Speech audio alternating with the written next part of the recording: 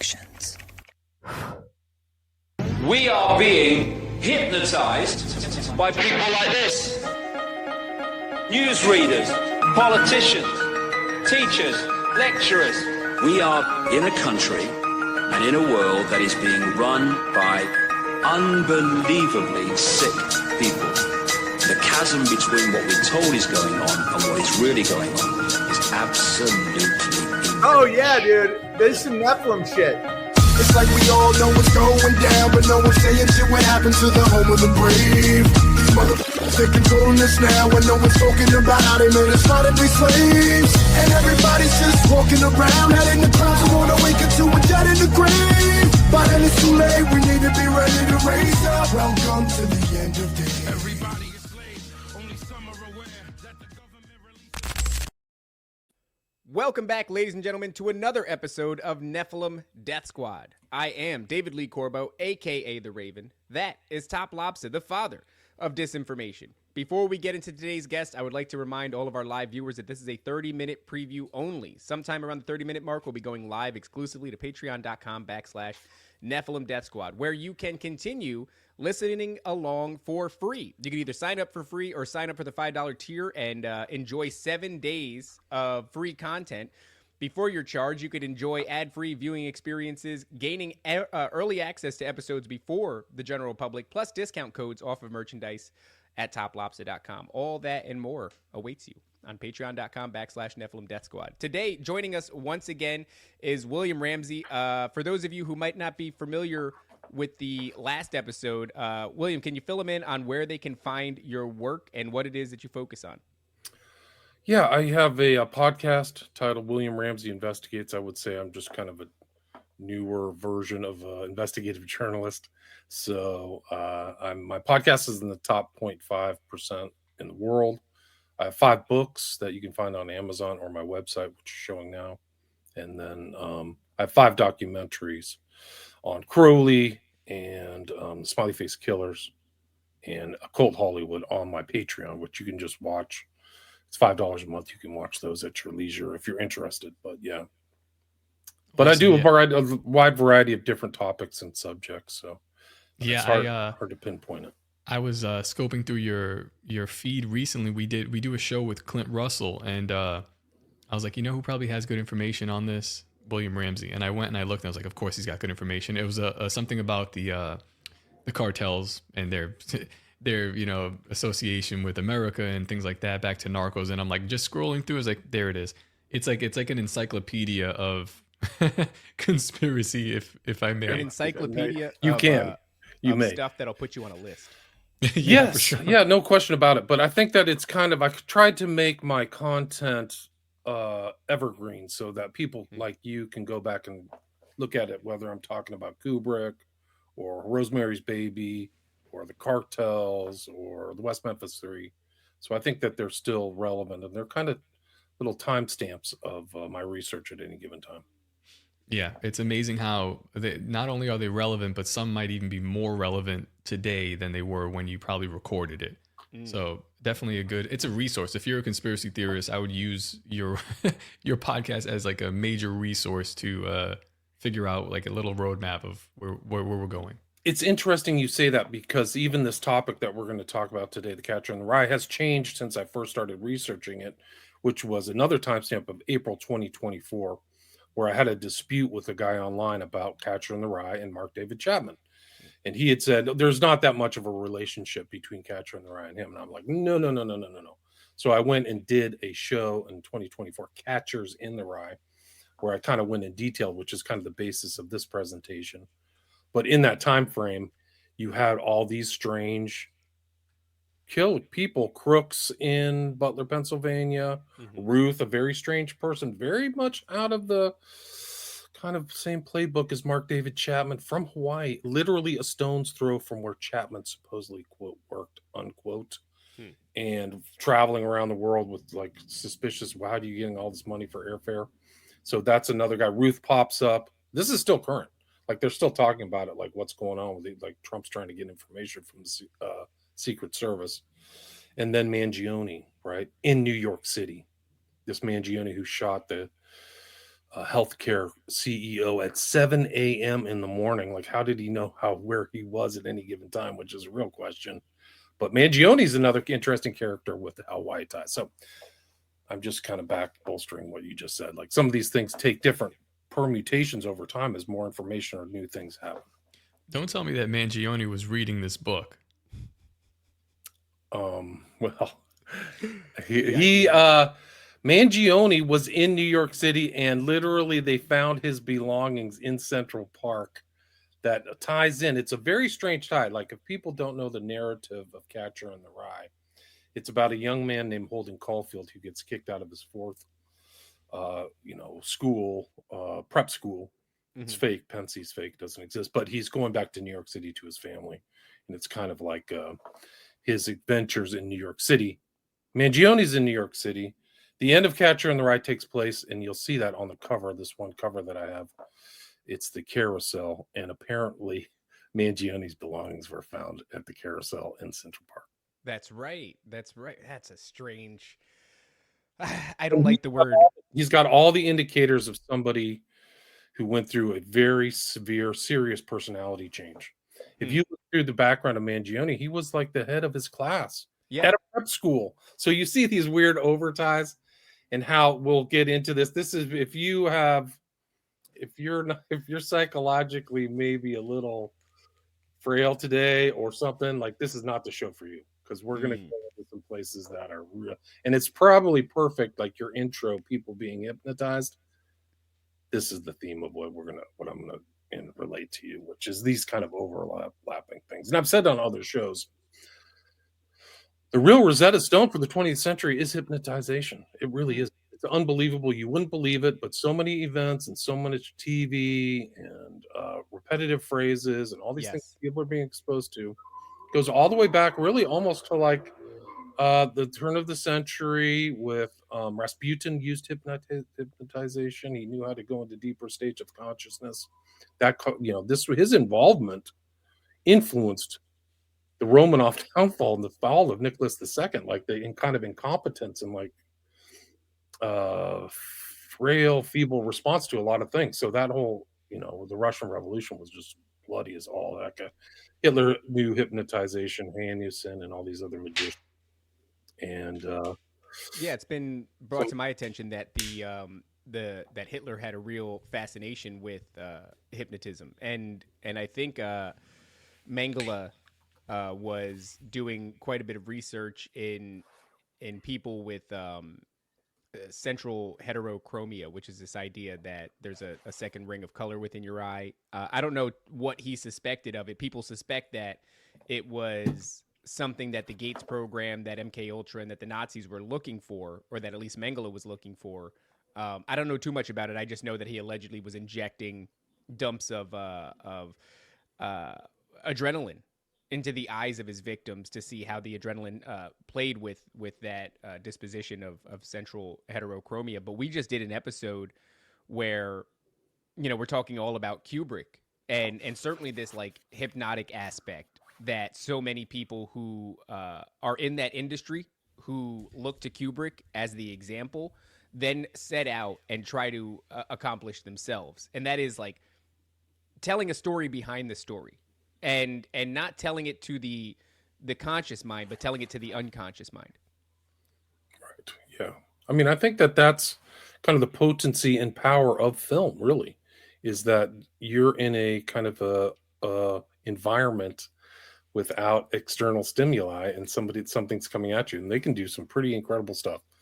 But Kubrick probably knew a lot about that. I'm sure he did. I know he did, because he put it in his films.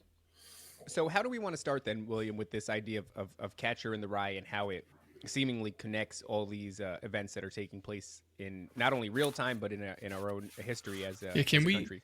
Can we start at like what the book, because I know that I've read it, but I forgot everything in junior high school. So that alone is MK Ultra, right? It's like we were given this shit in junior high school to read, and then like nobody really could. Some people do remember it, but most people are like, I don't know, I cheated on it. I used some website to give me Cliff Notes, and I don't remember it at all. None of it. I remember it being there, but I remember reading it and going, I don't really understand. This is just kind of like a kid going through trouble. Like I couldn't comprehend it. I did another rereading at my age 56 after reading a lot about MK Ultra and a lot of this kind of secrets, secret knowledge of the U.S. government. And this book is a shock to me as reading it as an adult. I'm in shock that it's even given to children. And the reason why it's there is another thing. It was originally published in 1951. The author is J.D. Salinger, who is an intel, like this, his history is all very well confirmed. He was an intel guy in the military in World War II. He was in one of the landings at Normandy. And his job, once he got into France, was to ferret out kind of intel officers. And so he was directly involved in kind of like solving all these problems in France, right? Where the Nazis were and people were getting killed. So he actually ended up in a mental institution. And they called it back then, they didn't call it PTSD. They called it shell shock or like something military shock. He was involved in the Battle of the Bulge, if you remember that. So Salinger is writing it. Apparently, I was told that he had parts of this book when he was in World War II. And then this gets published in 1951. And this is really the beginnings of the Cold War, right? So this is a time when this publication takes place. And since it's been published, this book has sold, this is confirmed, 60 million copies worldwide. So it's an incredible peak of literature. And a lot of people view this as Holden Caulfield is almost kind of like an anti-hero. Like he's a somebody to be emulated. Like you can identify with him. And that's the way it's sold, as this alienated young 16-year-old kid. Has this book been banned from public schools? I think that was recent. Yes, there was a dispute when it was first published that it shouldn't be in the school. So there was kind of like a moral outrage, and it's justified because there's almost every kind of dirty theme is involved in this book in the language of the 50s. So like today now with what's going on, this book pales in comparison to like what's going on today. But back at that time, this was like there's like pedophilia, the professors hitting on him. But Holden Caulfield, a call, for people who don't know, call, C-A-U-L, is usually when a baby is birthed. If there's a call, it's like a piece of the placenta over the face. It was considered a sign of a blessing, and that the child would be either special or have second sight or something like that. So that's the use of the name. And I think all of the names that are used in the book are for reference. They're not mistake. They're not like random names. So Holden Caulfield, hold on to your call. And the field references the Catcher in the Rye, right? So the rye is the rye field. So there's a very deep attachment psychologically between the character and this concept that goes through the book, this notion of the rye, which is actually a misreading of Robert Burns. He's a famous UK or British, actually, I think he's Scottish, poet. And it's a misreading of, I think, going through the rye. So what you see about Holden is that he's misinterpreting things outside. And there's very profound psychological things going on with him. He ends up in a mental institution, by the way. The last chapter, 26, is him in a mental institution with his brother. I don't know where his sister is, Phoebe, or his parents. So we kind of see his mother, but his dad is kind of a distant figure. It's almost kind of like the Disney movies where the dad isn't even involved in anything, with the kids. Like, so there's no parental thing, and the mother comes and goes. She's seen as kind of a nervous Nelly. But his sister is really kind of his idea. He really loves his sister. And there's a very disturbing to me, disturbing things about his sister who's 10. And he like touches her inappropriately. They dance together, kind of like somebody who's more romantic than a sister, like 4 dances together. So this is at the end of the book. And then she wants to run away with him. So that's kind of basically, and it's kind of they call it a Bildungsroman, is kind of like the literary term of a coming of age book. So there's an element to that in this, or a suggestion that it is a coming of age, even though he's not really, it's not over time. It's just, it takes place over 3 or 4 days. But the reference to David Copperfield, which is Dickens, really is a Bildungsroman. It starts out at the beginning. So Holden is actually very smart. He aces his English classes, but fails everything else. And he's kind of a bungler too. Like he was supposed to go. I think it was the lacrosse club. Like he left his all of the material for his sports team, and he forgot it somewhere. So he like that's how it starts off, and then he's getting kicked out of school. But there's very like strange things that repetitive statements, which we'll see kind of later with some of these MK Ultra assassins do the same thing that he's doing in this book. So he repeats phrases over and over. In the very beginning of the book, you will, you will, you will. He also wears this red hat, which we'll see in the slides, which I think at first glance is just a standard kind of weird hat, but he calls it the human hunting hat. And he puts it on, so he like walks around with this human hunting hat. And he does one of the famous lines of the book is, "Where do the ducks go in Central Park?" He doesn't know. He doesn't understand that when the winter comes, the ducks will fly south, right? To go somewhere. He really is asking people through the book. So you'll see this kind of visualization in this. He's also in the care of a psychoanalyst, which is kind of timely, I guess, for that time. Maybe it was more rare back then. But he does things without acknowledging it. So you'll see the narrative. There's very kind of clever literary things where he has past tense. The author's mixing tenses of present and past very casually, and he also Holden does things he doesn't know what he's doing. So he does violent things, breaks windows. I didn't know what I was doing. They repeat this word madman. He thinks of himself as a madman. Like I think it's probably 20 times in the book. So it's this suggestion that he isn't well, and he's not well. Like this is not like a guy going through problems. This is a guy who is, I think the real word would be schizophrenic. He doesn't attach to the external world like other people do. So he's How old is operating. he supposed to be in this book? Pardon me? How old is he in this book? 16. 16. He depersonalizes everybody else. So he's very negative. So everybody's a phony and all this other stuff. Like everything's fake. And I guess at a cursory topical reading, that's kind of okay, cool. That's the way people feel about humanity or whatever at that age. But it's something more profound where he's like, these are just other people. These are not like, he doesn't assess their personality as real beings. And he kind of like passes through these different phases. It's very strange. There are words like split brain, trance in this book. Like this is how sophisticated these kids are being exposed to these ideas. And you'll see this trance concept in Chapman for sure, and Hinckley, that they're both, something's going on that isn't, these people are not in present tense. Hinckley's not, and Chapman too. And that's kind of like how this book, and it just goes on. The book is full of perversion. So like the kid's going through this whole thing for 3 days, but he sees transvestites, gays, pedophilia. His Antolini is trying to hit on him, puts his hand on his head while he's sleeping on the couch. And he says that this has happened to him 20 times, 10 or 20 times, these kind of uncomfortable things, which it's very weird too, because he gets himself into the circumstance. Like instead of like avoiding the pedo teacher, he like calls him up and says, "I'm coming over to talk." And the teacher is like, "Holden, you're a very, very strange boy." And Holden goes, "I know." So these, like, if you're identifying with Holden, and it does, like, there's a very strange thing at the very last chapter where he goes back and breaks the fourth wall. So he starts talking to the reader and he says, "I don't know why I'm telling this to you, but I am, because I think in the mental institution. I don't know why I'm telling this to you, but I am. I don't know what it means." He doesn't derive meaning from his experiences, whether good or bad. So like if you and I have a good experience, oh, that was a lot of fun.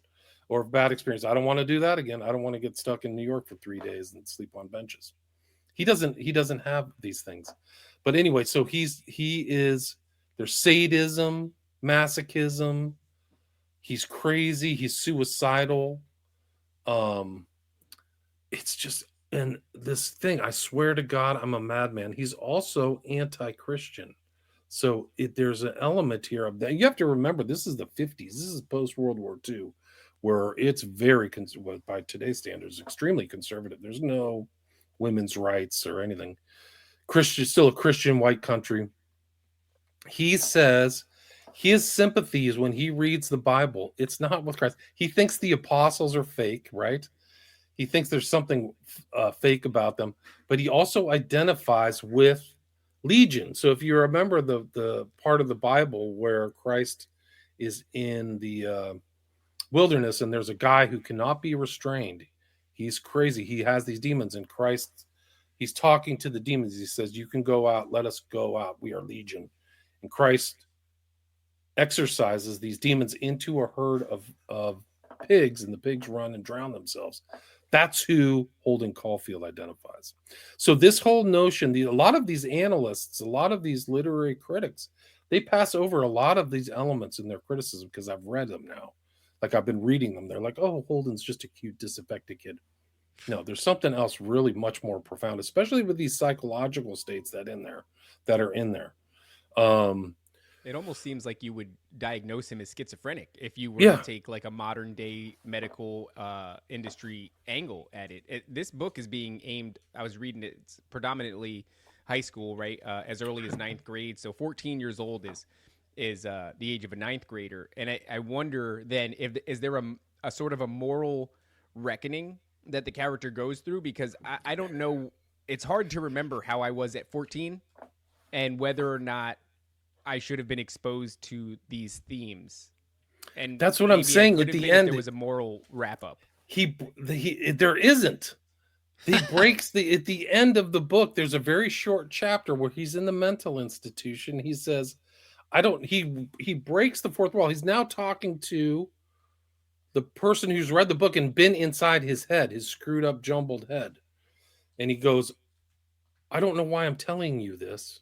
And I don't even know what this means. So there's no, like at the end of like a Hallmark card, movie or something, right? there's a wrap up where everything comes together and all the conflicts resolved and everybody goes, this is a nihilistic book. It doesn't have that. So what about it is so profound that they've seen fit to, because everybody's familiar with this book, peripherally or otherwise, because they were made to read it in school. Where then is the value within this? It's like when you look at Lord of the Flies, which is a big one, or you kind of look at that and it's like a deep study into the nature of human beings, and that you could even see it emulated in children if you isolate them and put them in charge of one another.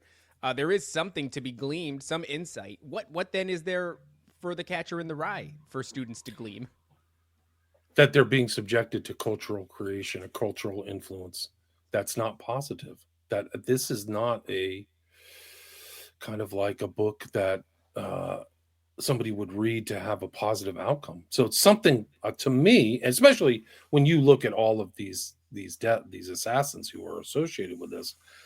This to me is a kind of plant, and I've done some work on the CIA and like, where does this book really come from? How does a book with this many sophisticated psychological traits in it get created, written, and put out to the public where 60 million books have been sold? That is a mystery, because if you really read this with a critical eye, like I've tried to do, it shouldn't be I can see why people didn't want it in the hands of children, because it doesn't have an outcome. Like I had a crazy period, and then at the end I was healed. And I became a born again Christian, or I joined a monastery, and everything was resolved. It's not resolved. He goes through all these. He's going to commit suicide. He has a human hunting hat. I could just shoot somebody. He's a chain smoker. He's a pyromaniac. Would you say that the character throughout the book, that would his traits resonate with other 16-year-old boys? Yeah, but not in a good way. Like I think what that's I'm my getting takeaway. at. So it's like, so they would make you empathize rather with this character, and you would see yourself in them to some degree. And then when you get to the moment where you would then get some answers, well, how does this character go about dealing with the things that also plague me? Well, there is no conflict resolution. It's just, exactly. Doesn't this suck? Yes. When I say nihilism, I mean it. He also is a liar. He lies all the time. He says he can lie to people for hours. He runs into the mother of one of his schoolmates on the train and just balonies her, uses a fake name, tells these fake stories about him, how great her son is. Like he's just completely baloneying her and laughing about it in his internal dialogue. So I would say that's not a positive character trait. He's also says he's a sex maniac, but he's actually sexually frustrated. So they create a character who is not, he doesn't have any redeeming, there's nothing redeeming qualities about him. So he's not an athlete, he's not a thespian, he's not an intellectual, successful academic. These are all things that aren't there. It's So he's strange just then that these books would be, or this book would sell as many copies, because that sort of storytelling doesn't resonate with the average person. It leaves them frustrated and without a conclusion. And people like typically, and I don't know for better or worse, but to have a concise wrap up is to put an end on it, to put a bow on it, is what people want. And and you can kind of tell right on its face that that is the nature of this book because of what you've said. How many killers this book resonates with, because you can kind of see that train of thought, right? You go, Right, look at this guy. He's just like me. And what does he do about it? Nothing. It's all nihilism. There's nothing good in the end. There's no wrap up. There's no morality. So fuck it. What am I doing here? Why don't I go and just do this thing that I've been planning to do? You know what I mean? Exactly. And you can see how that character resonates. But for the population at large, I don't think people really like that, or else we would get more of that from Hollywood. It gets really disturbing. There's a disturbing aspect to it. The Red and his sister, and the fact that the last chapter does not have his sister and does not have his dad is very odd. Like, I'm not saying you could read in that he did something bad to his sister, but she's not there. She's not mentioned. Just the brother. So what's going on? Like, you can read into a lot of weird stuff in there. So that lack of resolution and the lack of things with his sister, this kind of like weird thing. So, and like you said, the lack of resolution. So his sex life, he's not like he's like somebody who lives through other people's romantic lives. So he's living through Stratlater, this other character he knows, and this girl that he's obsessed with who he never calls. So he has this kind of like infatuation with somebody that he will never relate to. Then he goes to this hotel, and the bellman in the elevator, who's, I think, Manuel, hooks him up with a prostitute. And so the prostitute comes for $5, but he doesn't complete the act. But he says he's a sex maniac. So you can see this kind of internal tension within the character itself. So he's not like he's not successful, with the other sex. So I'm sorry to interrupt, but this is fascinating from Arcane Arsenals. He says, seems like the sales went to schools like Mac computers. And if that is truly the answer there on how a book that doesn't seem to resonate with the average person gets to 60 million sales, is because the public school system is buying it in droves and indoctrinating children with it. Well, this is like Yes. CNN I in would airports, right? Right. Or Disney Plus subscriptions with the USAID. That's 700,000 of them that are just paid for by taxpayer funds for whatever reason to make Buzz Lightyear gay or something like that. And It's interesting because in this book are these ideas. This guy Luce, he runs into Luce at a bar. Luce kind of is a direct reference to the Luce family who ran Time magazine, right? So Henry Luce and his wife, they have an interesting story themselves, but Time Life eventually bought the Zapruder film, right, and hid it from the public. But this is 1951. Luce is a kind of sexologist.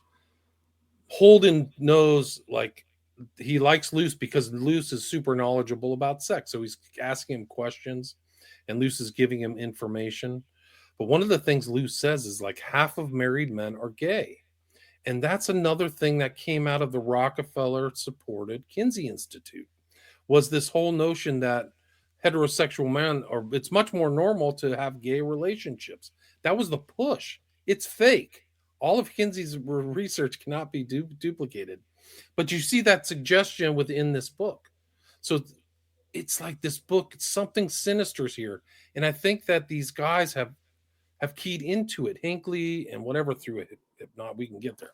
Through hypnosis, you can see why somebody would use this to influence somebody's mind. Like, in a deeper way. And the twist of this at the very end, where he breaks the fourth wall and talks to you, it's like you've been in his mind. So it's very powerful. So in other narratives of book narratives, you're clearly in like looking down at these characters interplay, war and peace, and all these sophisticated or complex interrelations between adults and children, and political acts. But this is different. You're in his brain, and then he's talking to you, so it's much more intimate. But this isn't an internal dialogue like Proust or something that's positive. This is like a scramble-brained guy, and you can hear when he's talking to his sister, he's having a conversation, and then for 3 paragraphs he's talking about he's thinking about his buddies back then. So he's not even in the present tense with his sister. It's insane. You have to read this. It's totally crazy. If people have like understand kind of mental states and kind of like how schismogenesis or like how people can be messed with in cults, like this book you'll find it very disturbing. Like it's really off the charts. Suicidal. Yeah, really. Oh, he's fascinated and scared by blood. He uses this word, get the axe, chew the fat. So these kind of very powerful, once a rat, always a rat. I have a brain tumor. He's, what is it when you think you're old? He's a hypochondriac. Like there's not you go through, find a redeeming quality. Like maybe to like the anti people, this guy's great because he's always like in a terrible state. And he has weird responses to things that make him depressed and happy. They're not the standard things that make like a nice meal or time with friends or watching a movie or sports game. He gets depressed by when he sees cheap luggage, he gets really depressed, like because he's rich. He goes to Brooks Brothers, he's well dressed, he has tons of money. He doesn't seem to hurt for money until the very end, but he gets depressed by other people's cheap luggage, which also brings to mind kind of this character of American Psycho, where he's totally obsessed with external, trappings of status or whatever, his clothing and his wear and his business card. True in what we see, where it's like a lot of the time these people that are committing atrocious acts come from well-to-do backgrounds. They have money.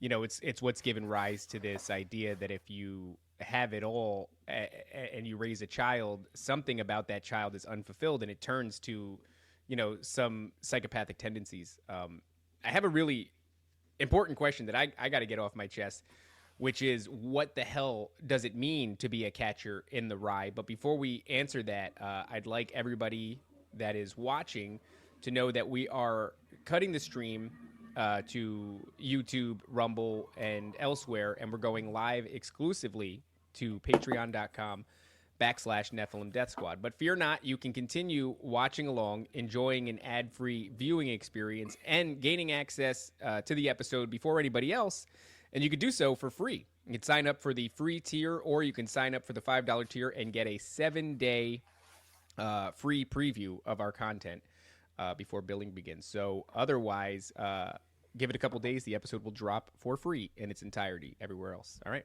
Bye, guys. So William, what in the hell is a catcher in the rye?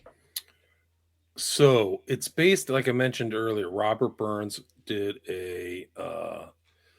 had a poem, right, that the sister knows very well. Phoebe knows very well. And it's called something in the rye. I can't remember the name of it offhand, but it's the catcher in the rye is Holden's misreading. This is another example of how he misinterprets reality, but it's a misreading of this Robert Burns poem that goes, if a body catch a body coming through the rye.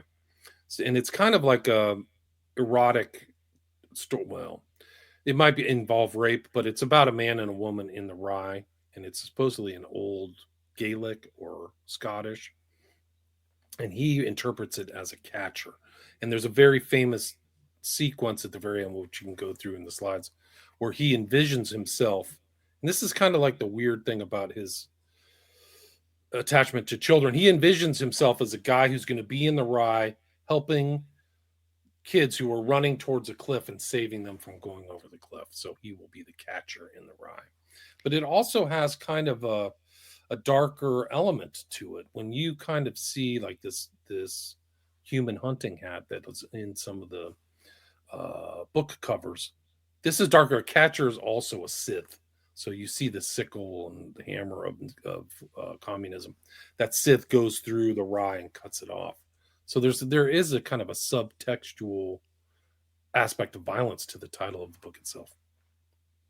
It is almost like a Jesus complex as well. Like he feels like he's the one to save these kids, but you can't really even get your own thoughts together. Right. No, it is interesting. And there's a very interesting statement at the very end that's by his guy Antolini, who is his kind of guy who's trying to hit on him. He says something to him like, there's something about you that says you'll die. You'll have a death that is not good for something, a valiant cause or something. Like, it's really weird. Like, these are really weird statements in there. It's not, well, the more I read it, the more I think the narrative is fake. It's just the narrative is there to get to import these concepts into the reader. That's a fantastic way to put it, William, because that is what, when we're talking about Kubrick films in this last episode that we did, it seems that, and very many directors have sought to emulate Kubrick's work in their own films, and those things are still coming out today. I think two great examples are Kim Kardashian's Santa Baby video and also the film on Netflix White Noise starring Adam Driver. Now, these things seek to tell you a message subliminally, but the foreground, the actual content that is the delivery vehicle for this message, is like kind of nonsensical. It's not really like not necessarily the case with The Shining or Kubrick films, but certainly the case with the film White Noise, which I think even the title is meant to tell you, like, hey, this is white noise. Right. It's really what's going on in the background that you should be paying attention to. And the same thing with Kim Kardashian's Santa Baby. On its surface, it doesn't even make any sense. She's just crawling through a hotel party.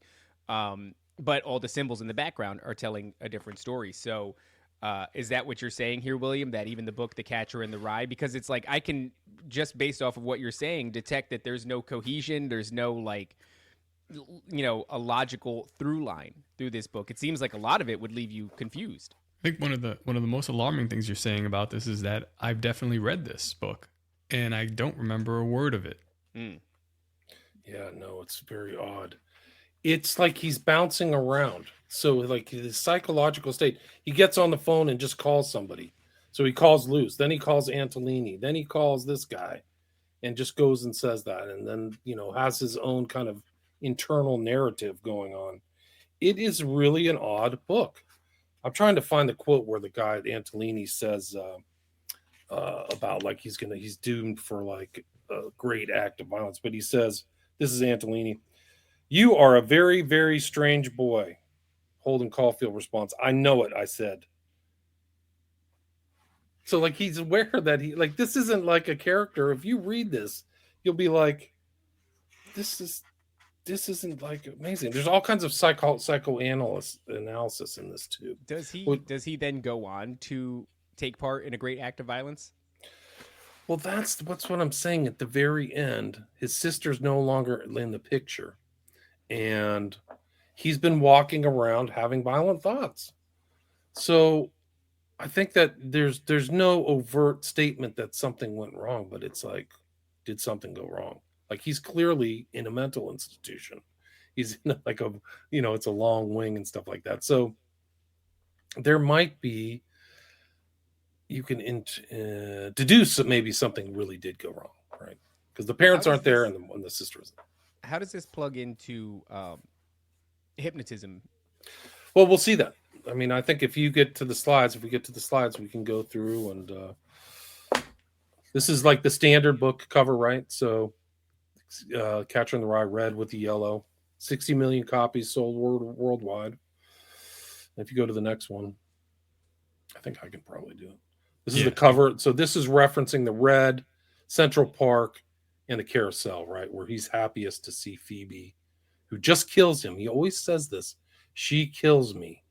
Like, it's a very strange word that they use. Like, instead of like, I just think she's the cutest kid in the world, or like her dimples make me happy, or something like that. Instead, it's like, Phoebe's killing me. She just kills me. It's so strange. Like, the word usage is way too sophisticated. Dude, Like, the more we Salinger look may at have been this- just a total genius. The other thing about Salinger is that he became a shut-in. He became a recluse and never achieved something like this ever again. So he had Franny and Zoe, I think, was another one, and some short stories. Yeah, But did any of his previous works have this same impact? Because no. if not, this would seem like a departure then from his previous works. And then the question is, how did he learn to write this way, or what inspired him to write this way where he wasn't doing that before? Yeah, 32. And he had like, this is well known. You can see it online. He was, when he was in his 30s, he had a kind of a relationship with a 14-year-old girl, and she talks about it. And for a long term, like years, like very long term. So that's a bit disturbing too. And then he's going in and he's writing this thing that, I mean, so in that way, we are gearing the works of a pedophile towards the American children in the public education system. I think to a certain extent, yes, I think that's correct. And there's certain things about this relationship between, like, I've done a lot of shows on human trafficking, pedophilia, and all these other things. A lot of pedophiles in their mind, they're not harming the kids. Like, there's no harm to them. And also, kids are old enough, they're always of consent, like they're old enough to process, like they're mature enough, right? That's like the pedophile's excuse. And then you read this book and it's like, Phoebe's smarter than Holden. She knows Robert Burns. She can quote the poem. How does a kid know that? She dances like an adult with him. She responds to him like an adult. They're almost in a kind of odd relationship because he's saying, I'm leaving, I'm going to go west. And she packs up her luggage to go with him like an adult. Like, what 10-year-old kid would leave their parents to go like that? But the way that it's played out in the narrative, to me, has a real quasi-pedo. Like, he pinches her derriere. He pinches her butt too. Like, at one point, which, maybe in those days isn't that bad, but it just seems like if there was a horror element to this storytelling, that this would be akin to like a Stephen King situation, because Stephen King also does that, right? Where it's like, famously in It, didn't make the cut in the films, but he's depicting basically an orgy involving children. And in what movie? Oh yeah, in the book, in the second book, at the end. Really? No, as a matter of fact, it's the first book. This is in the first book. I'm sorry. Yeah, when they're children, they to defeat the clown Pennywise, they have sex with the girl. I forget. I think her name is Sarah. They all have, like, they basically run a train on her. All the boys, Wow, this I group didn't of know boys. Yeah, and it's like, I don't know what he's trying to say. Like, he tried to say that it's like to remove, like, oh, they had to remove their innocence in order to battle this clown, and it goes away for some time. And then the second book picks up where they're adults and they have to fight it again. But something interesting about that book, It, as well, and the book The Stand, and Needful Things, and Storm of the Century from Stephen King, all these books also reference the entity Legion, specifically Pennywise. Wow. Yeah, Pennywise. So that's in this book too. Legion is in this book. That's why I'm thinking about it. So you have these ideas of pedophilia. This is the idea of Legion, and obviously Stephen King has gleaned a lot from The Catcher in the Rye, because those themes come up. And then I'm sure we'll get to The Shining, which is like that's a Stephen King book, but a Kubrick film that really points right at this book as well. Wow, that's amazing. So this book has permeated our culture in ways that we may not fully understand. It's very strange. This is another one. This is like when he, like, at the end, Mr. Andolini tries to hit on Holden. It's like, the elevator was finally there. I got in and went down. Boy, I was shaking like a madman. So there's the madman again. I was sweating too. When something perverty like this happens, I start sweating like a bastard. That kind of stuff's happened to me about 20 times since I was a kid. I can't stand it. So there's these elements across both these books, It and then this one, where it's like there's something about childhood there's something about the there's like a, I don't want to say a magic associated with it, but there's an age that, you know, a child becomes where, like, I don't know, it's almost like reality and your own mind become a little bit more malleable, or maybe it's like your consciousness has reached such a level where your logical mind is kicking in, so you can sort of analyze maybe what's been happening to you probably your entire life as a child, because they say like children are on the edge of sort of that spiritual realm still, where they can kind of perceive things, and I think that these occultists, same ones who are writing these books and developing these films in Hollywood, they're depicting that in a very strange way. I don't know what it is. It's the psyche of a developing child is full of holes. It's like riddled with inconsistencies, and I don't know. They perceive things in a very strange way, and I think it is like this.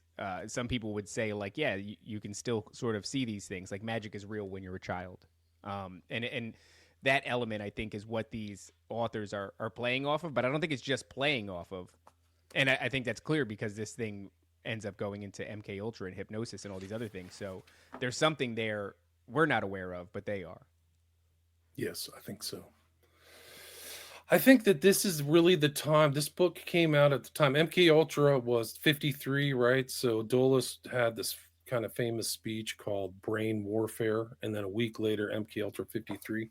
But before that, there was a guy at the head of this whole process of kind of mind control. His name was Morse Allen. He was working around, after OSS. So this, and then also Blackbird and Artichoke are taking place before MK Ultra gets started. So this book suddenly pops out right around that time. It's very eerie, and they're involved in the culture, the 50s and the Cold War, and all this stuff is real. And these guys are all Cold Warriors. They are all post World War II guys. They're fighting whatever, and they're also interested in these Manchurian candidates. That's where the word comes from, is Manchukuo or North Korea or whatever. So this book comes out at that time. It's very odd. It's just very, and then there's more research to be done, but just these themes that I would never have keyed into the Stephen King stuff.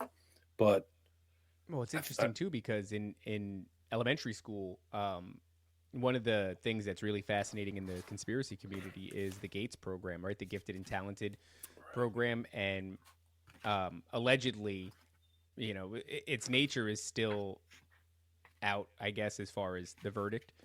But a lot of people speculate that it was a selection process for children with psychic abilities.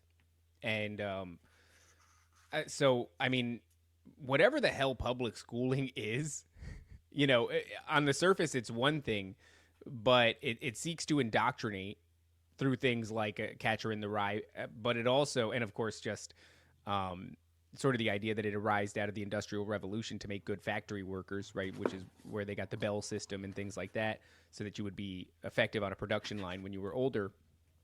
But then to have also this element where there's organizations coming in and conducting selection processes on young children to see whether or not they have some sort of innate ability. I don't know what it is. We're giving our children up to a system that picks and chooses them like, I don't know, cattle on a production line for the most promising ones. And these are some of the tools they're using to do that. Yeah, there's selection processes out there. For also, you make an interesting thing, like the kids, when you're growing up, it's interesting. There's not too many older kind of MK Ultra people because of just the way that the human mind works, which you're taking in information as an adult. As you get to adulthood, and then in adulthood, you're kind of processing what you've learned or reformatting, but you're much more suggestible as a teenager. It's just the way it is because you're learning, you're trying to adapt to the external stimuli and learn and try to figure stuff out. So a lot of these guys who you'll see in this are all about 23, 24, strangely. Sirhan, Tinkley, Oswald, Chapman, all around the same age. Mangione. So I think that something profound is happening, at least to the controllers, to the people who aren't the world controllers or people who are, running stuff. They're looking at humanity as kind of petri dish or a pool of talent for people to use, like people they'll bring in. And you'll see that amongst the elite, like the Rockefellers or find guys like John McClone, or was it McClure, who was a family friend, but they brought him in and groomed him. And he was basically kind of like one of their go-to guys for a lot of their policies and stuff like that. But it's worth mentioning too that schizophrenia develops between 15 and 25 in men. And this, I'm just looking for this connection because this is obviously a psychological operation. These people, Manchurian candidates, like you mentioned before, or whatever process they're going through. Luigi is a normal functioning dude. Super high functioning, I would say. Yeah, high functioning dude up until a certain age. And then all of a sudden by 25, 26, they manage to break him, or something manages to break him entirely. And he's now displaying a totally different behavioral set. It's very strange that happens. Super suspicious. Yes, very suspicious. Here's Andolini talking to Holden again. He said, "This fall, I think you're writing for. It's a special kind of fall, a horrible kind. The man falling isn't permitted to feel or hear himself hit bottom. He just keeps falling and falling." Like, these are the suggestions that are in this book. Like, it permeates the whole book of these like psychological states that can't be remedied and things like that. I mean, and then this is the guy who's going to try to, pedophile, lay out the. Well, why don't we get into some of these slides so we can see how this thing tracks? Let's do it. So this is a cover of the book. This is the original cover. Now, at first glance, it just looks probably benign. But if you read the book, he's a chain smoker. That's a murder hat. That's the human hunting hat that he's wearing. Red, just like the cover, right? Just like the carousel. So you see the thematic blood and murder associated with color. And then the ducks, where he's schizophrenic. He doesn't understand where the ducks go, right? That's a key component of this whole thing. And in addition to the Catcher in the Rye, it's the component where he can't ascertain reality. Like, people know the ducks fly south for the winter when they're 8, right? And this is kind of like, it's interesting. The quote at the bottom mentions David Copperfield. So that's the Dickens book. So they're telling the reader who may know Dickens that this is kind of like his coming of age story. And it kind of becomes your coming of age because you're with him in his brain. And then at the end, he says, "I don't know why I'm telling you this." So you've kind of been along with him. So if you can go to the next one. Maybe what's funny too? You talk about coming of age, and you're coming of age too. If schizophrenia truly does develop between the ages of 15 and 25, then they're right at the beginning of that transitional period, giving you this in public schools. Yeah. No, super nefarious. Mm-hmm. It gets like, that's the whole thing, is like, it didn't expose itself to me, but through further analysis and reading, it's like, wow, this is really dark. It's really like a really dark book for these young kids. They shouldn't be exposed to this. They used to have like the Romans would give Pliny's lives, like famous people, or George Washington. Like, something happened after World War II where like the U.S. empire slid through culture, like this negative culture creation and all the stuff people who the CIA started in 1947. So it's not outside of the realm of possibility that this was a socially engineered.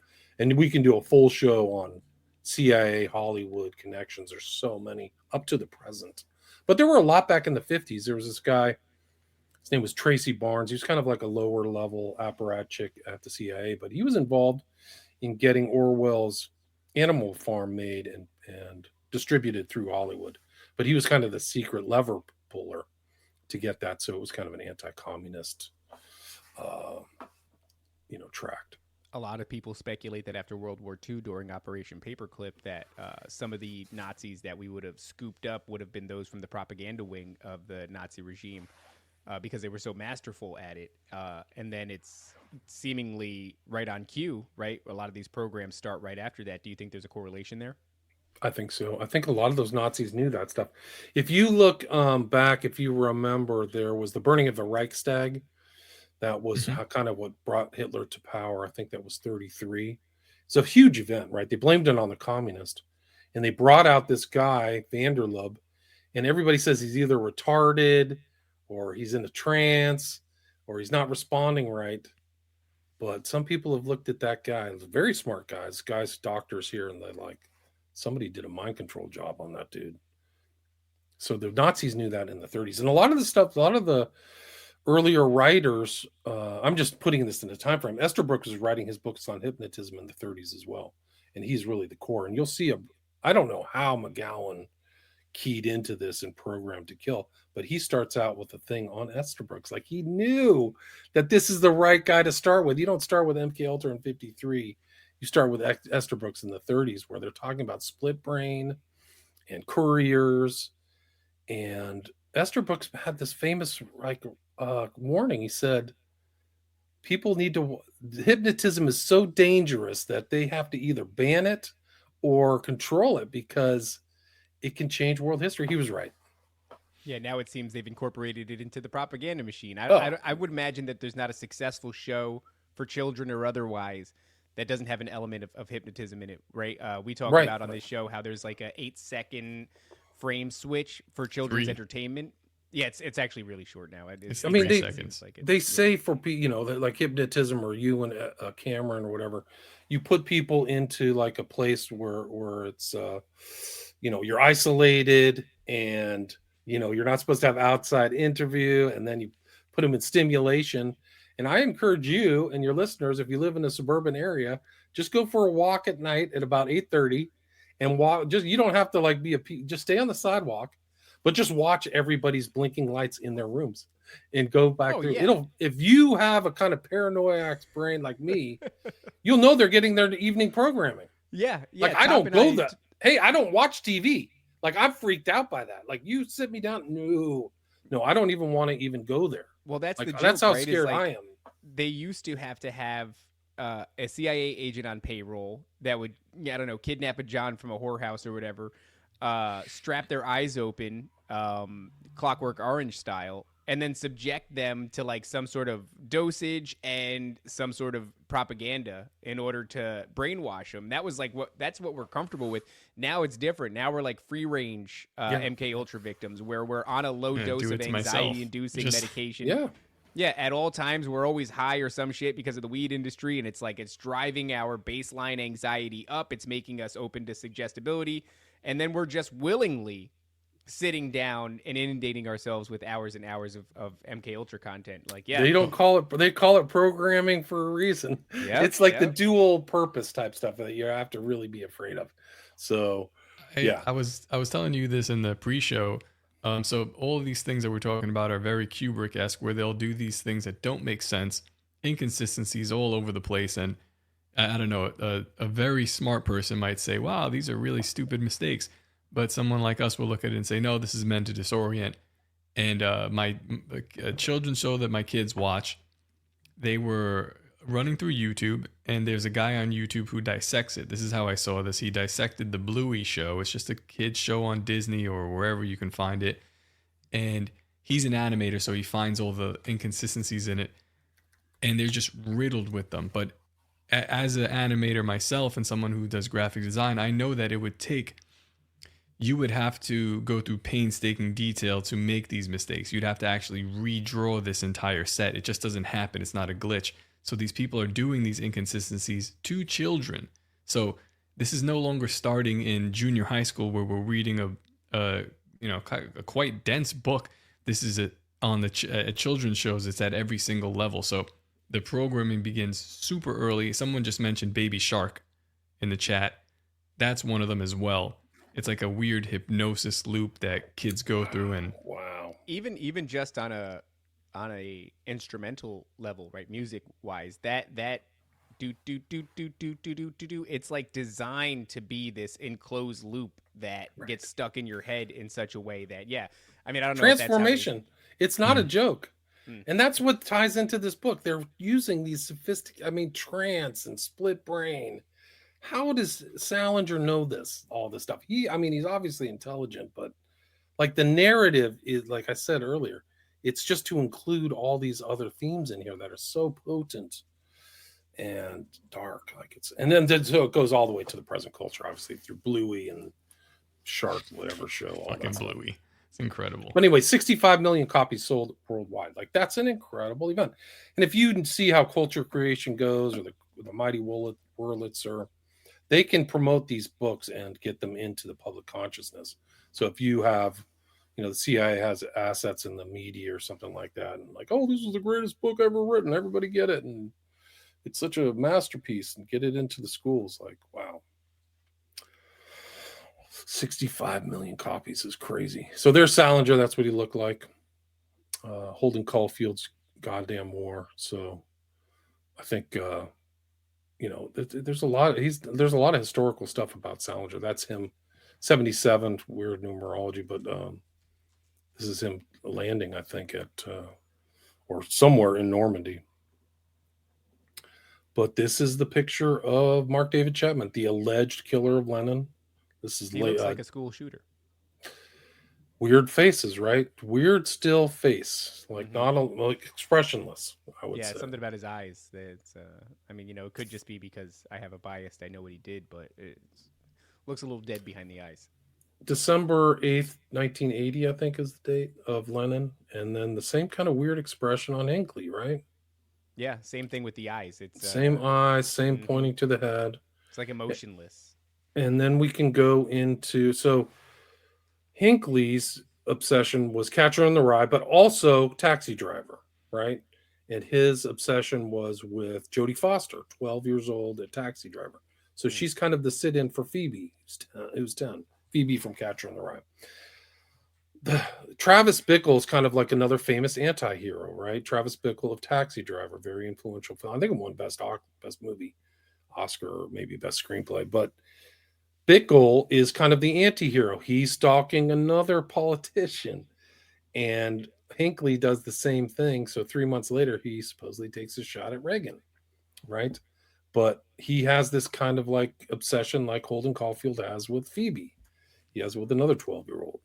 And actually, it's interesting to mention, by the way, that for whatever reason in Taxi, right, Jodie Foster, she's incredibly young, and they're sexualizing her again. So no question, there's these themes. I think she got traumatized by it. I think that there's more to that story. It's pedophilia. So I mean, plain simple. I don't know what you call it, but anyway, Bickle, the character, is based upon a real person who tried to kill George Wallace. His name was Arthur Bremer. And so there's questions about Bremer too, much like Chapman and Hinckley. But it's like a fiction becomes reality, right? It's much like maybe Catcher in the Rye. There's Hinckley's out, same kind of weird kind of strange expression, So this is the date that it happened, March 30th, 81. Just as Reagan becomes president, right? I don't think he was inaugurated January 20th, 81. So 2 months later. Who's the beneficiary if Reagan dies? George H.W. Bush, right? Vice president becomes president. Done a lot of work on George H.W. Bush. Interesting guy. He will come up later in these slides. This is recent. Like, you can't write this stuff. Is that real? People are asking him to assassinate Donald Trump? That's hilarious. Yes, on TMZ. It's darkly amusing. For people who can't see this for audio, it's John Hinckley Jr., the attempted assassin who shot President Ronald Reagan in the 80s, is now getting a barrage of heinous requests online asking him to do the same to President-elect. Is he out? Is he free? Yes. This is his, this is Jodie Foster, a picture I found. That's her sister who was her stand-in, but on set 1975, so 5 years. Got her in this tiny little outfit in Taxi Driver. It's these films and these pieces of entertainment that walk that line where they're like the character is admiring children and then somehow they're indulging it in text or whatever, and you're reading through this, and somehow, to Top's point, saying he read Catcher in the Rye in school and doesn't remember any of it. It's like these themes. They go. It's like when you find a song from like an 80s hair metal group that's all about a little girl, and like generations of people, jammed out to it, and it's only now we're like, wait a second, what did he say? Is he talking about a little girl? What? How the hell did that enter the culture and then not get identified for generations? Right. That's another disturbing aspect of Catcher in the Rye is the pedophilia. It's real. And it's kind of like being brought in. So like even it's kind of like the suggestion like, hey, you weren't thinking about killing yourself or you weren't thinking about going and getting some more weed, would you? Like you can ask that question, but it puts it into your brain, right? So this same kind of thing, it's putting it into your consciousness. It's intentional. There's no question about it. And that's kind of the danger of Catcher in the Rye. And I do think Catcher in the Rye is a key component of post-war American mind control. I think the book is absolutely has to be a critically analyzed component of everything that happened with these mind control assassins and MK Ultra and all that stuff. I don't think it's external from that. It's part of it. There's no question in my mind. I don't know the totality of it, but it's too profound. There's Bickle, shaved head, Robert De Niro, We Are the People.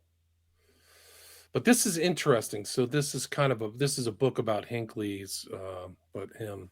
This is what we're going to see about Chapman.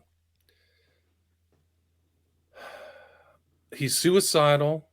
He thinks about killing himself. This is like the same kind of programming as Holden Caulfield, right? But true to form, he tries to commit suicide. John Hinckley will fail. He will wake up nauseated but alive, vowing to find some new way to impress Jodie Foster. If that's not going to work, he's going to kill somebody else. This is from the President Has Been Shot book. But get this. Hinckley identified with Travis and began to act like him after he had seen the film 15 times. He bought the same clothes, ate the same foods, drank the same liquors, and invented a girlfriend just as had Bickle. In August of 1979, he bought a .38 caliber pistol. He bought a rifle. And there's sequences in Taxi Driver, if you remember, where he's buying guns. Remember that? I don't know if you've seen it. Have you seen Taxi Driver? Yeah. A long time ago, yeah. They're like in a hotel buying guns. So he literally is becoming Bickle. You know, that's what's really incredible. So like he's identified and wants to become Bickle. And we'll see the same thing with Chapman. So this is Bardo. This is a scary looking guy. Yeah. If you ever see eyes like that, like run for your life. This is 89. He killed this girl, Schaefer. He was 19 supposedly, and she's 21. But this is the Los Angeles Times about Bardo.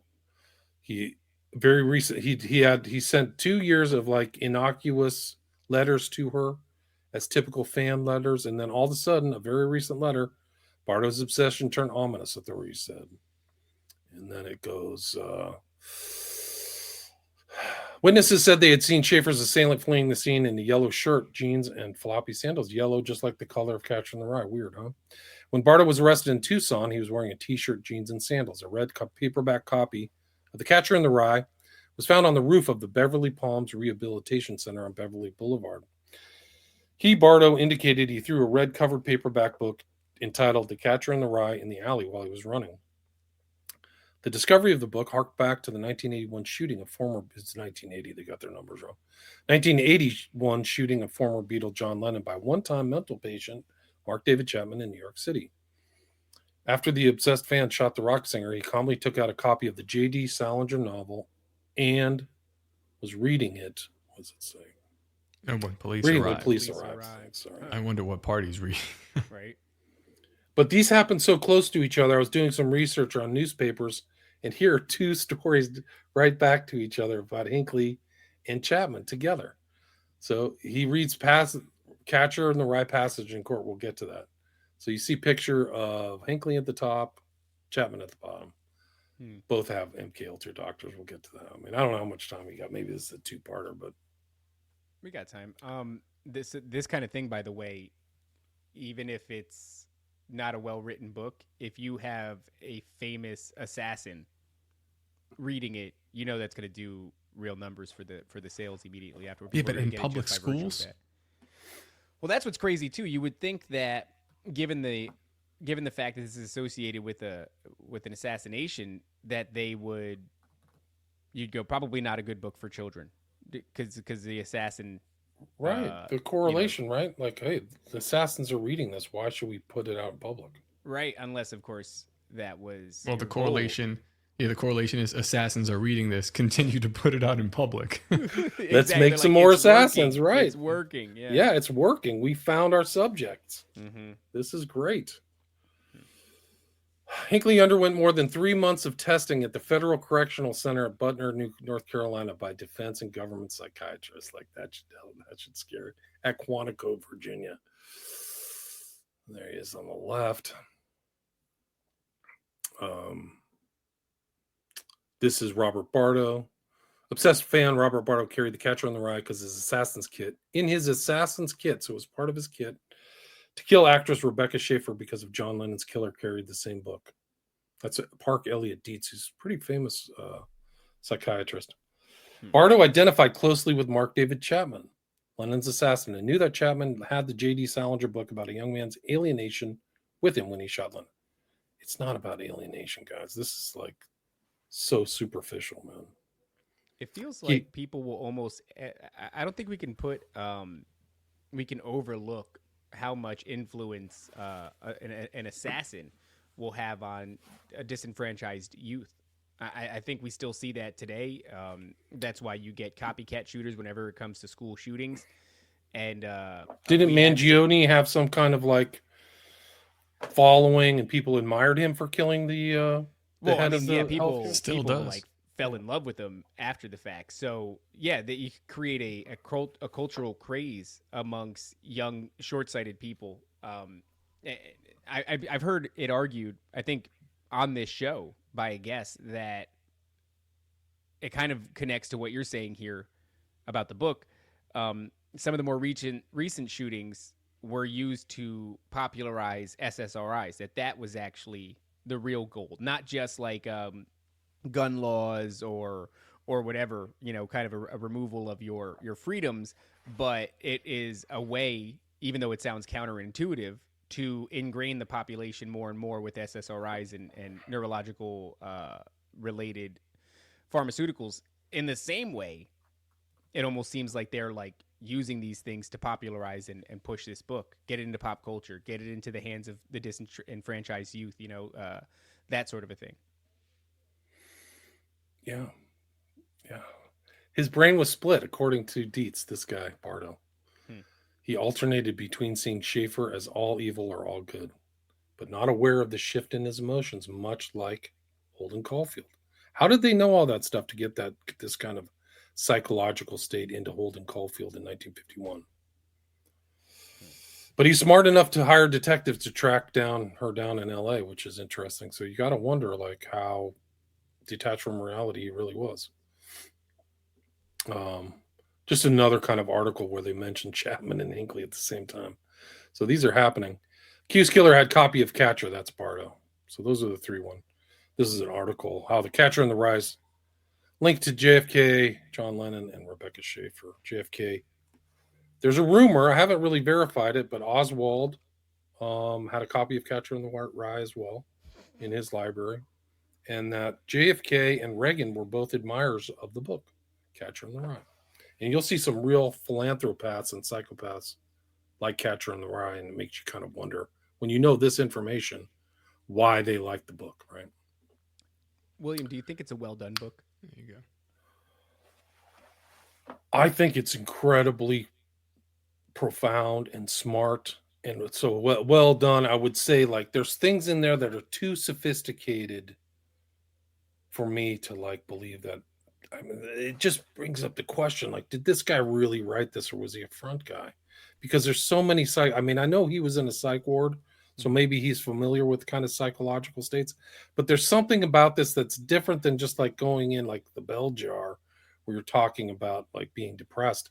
There's something about this that's like malevolent and negative and nihilistic that makes me think something else is going on, like they're really trying to change the culture.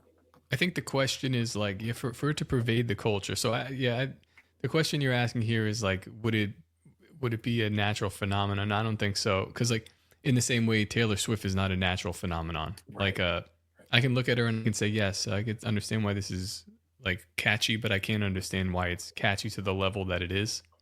You know what I mean? Right, is an yeah, but external hand. all those artists aren't natural phenomena. They're all just performers. Somebody else is writing their music and doing all the producing. They just show up and sing, you know. So Right. I've heard the same thing about what's I got friends in low places. What's that guy's name again? They Garth did that. Brooks. Garth Brooks, yeah, it's apparently the same kind of thing where he was a singer, but he's kind of like a culture creation to change country Hmm. and make country more poppy and more of like arena type stuff. Like I've heard that. So some of the other country musicians said there was something sketchy about Garth Brooks. Yeah, I think Tom. What's his name? Tom Yeah, Segura. He like blew the roof off of Garth Brooks. He accused him of being a murderer or something, and like it got really weird because he actually might be a murderer. I don't know. Is that where it ended up? Because I used to listen to their podcast when they were running that joke at its height, and it was just basically the guy's got such a look in his eyes, and he's so unnatural when he does interviews that like Garth Brooks. Yeah. they're like he's like a serial killer, and then they just started that rumor, and then I don't know. I guess maybe you're right. Has it gotten to the point now where Garth Brooks actually has some allegations being levied against him? Yes. Yeah. That's so ridiculous. Well, you should read my podcast, like some of the podcast stuff. My book, I actually have a full chapter on what happened to Riley Strain in Nashville, Tennessee. Okay, there we go. That'd be Something interesting. more to go Anyway, into. this is the picture from. I'm not trying to change the subject, but No, go please. This is the Catcher in the Rye red cover. This is all about psychological states and like the kid has the shine, right? So he's kind of special, like Coalfield or whatever. I forgot the kid's name. His interest. What's that? Danny. Yeah. In the end, I think that Phoebe is wearing a blue dress too. When he sees her on the carousel, she's wearing a blue dress. So this is maybe they're reading it like they knew it. And this is all about schizophrenia and scatterbrain type stuff. This is the movie. It's either been brought in, but this is conspiracy theory. There's like a sequence in here where let me see if I can bring that up, where he like goes to buy The Catcher in the Rye at a bookstore, just like Chapman does. Let me see if I can bring it up. You should be able to play this. Can you play this video? Sure. Here we go. You receipt? Yeah. Thank you. Catch in the Rye. Yeah, it is. It's a classic. Yeah. Have you ever read it? Yeah, I've never read it. Never? No, I haven't. I've never read it. Catch. I never.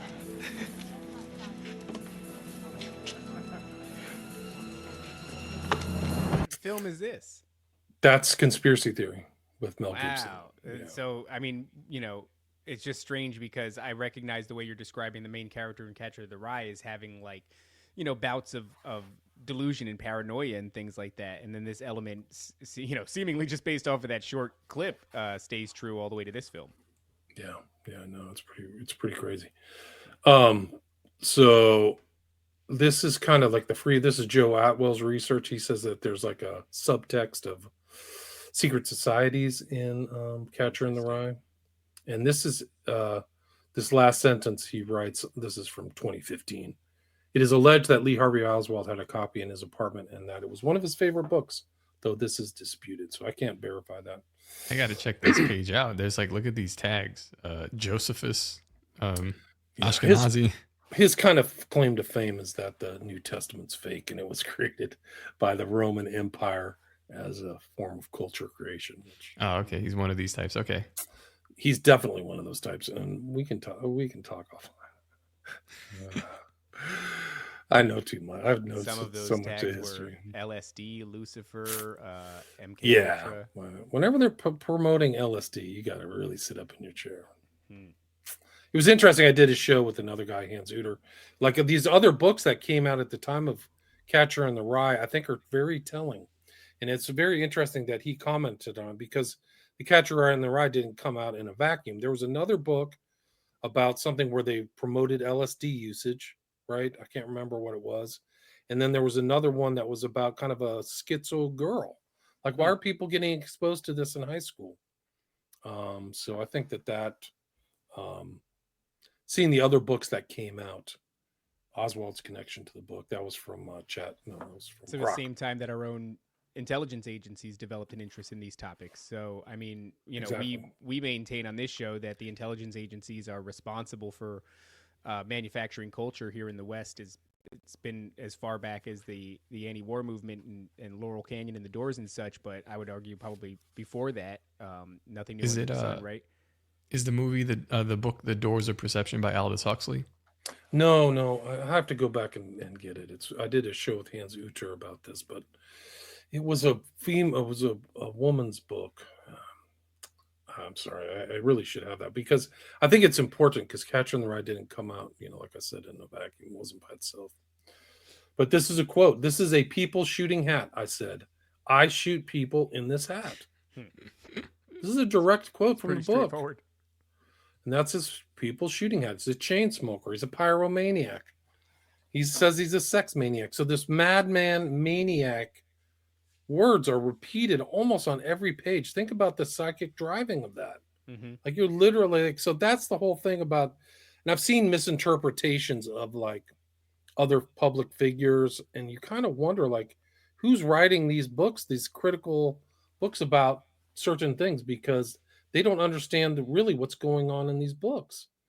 Like, I mean, the same thing happened when I was researching Crowley 15 years ago. Like, he's a dabbler. He, didn't know much about it. And then you start reading Crowley, this guy's like an encyclopedia of the occult. He's trying to he literally wrote his own encyclopedias, knows everything about the occult, and all these people are calling him a dabbler. Like that's his whole life. He's literally drinking blood and eating human effluents, and just like really crazy stuff. Well, that's what makes me wonder. Sometimes you're going to try to find the connection between like an author who previously didn't write anything of any consequence and then suddenly writes a book that is massively culturally significant and is riddled with elements of hypnosis and MK Ultra and schizophrenia and all this other shit, and then becomes part of this sort of, these big events in the country moving forward. Yeah. You try to find the connective tissue, and it's like it's difficult to, but the CIA also has its hands in trying to understand the occult, trying to understand psychic abilities and such. I just wonder if it's of a spiritual nature, because so many times throughout history when somebody makes a great work of art, they attribute it to, it came to me in a dream, the muses gave it to me, yada, yada. So, you would struggle then to find the connection, except for the idea that the intelligence agencies might be in contact with the same spiritual entities that are telling this guy to write this book. Yeah, I mean, a lot of the CIA was founded by guys from Skull and Bones. So, right. Like when Truman's there and the NSA Act is being signed, like for the people behind Truman are Skull and Bonesmen. These are all occultists. These are high-level intelligent occultists, the scariest kind, because they're not like caricatures like LeVay. Like these are people who wear Brooks Brothers suits, like Holden Caulfield, like scions of wealthy families and stuff. Let me read, you want to talk about MK Ultra. Listen to this. This is from page 73. He's like flim-flamming this mother of his buddy, of one of his schoolmates. He doesn't know very well, but he's lying to her. He says he can lie forever. Old Miss Morrow didn't say anything, but boy, you should have seen her. I had her glued to her seat. You take somebody's mother, all they want to hear about is what a hotshot their son is. Then I really started clucking the old crap around. Did he tell you about the elections? I asked her. The class elections? She shook her head. I had her in a trance. Like I really did.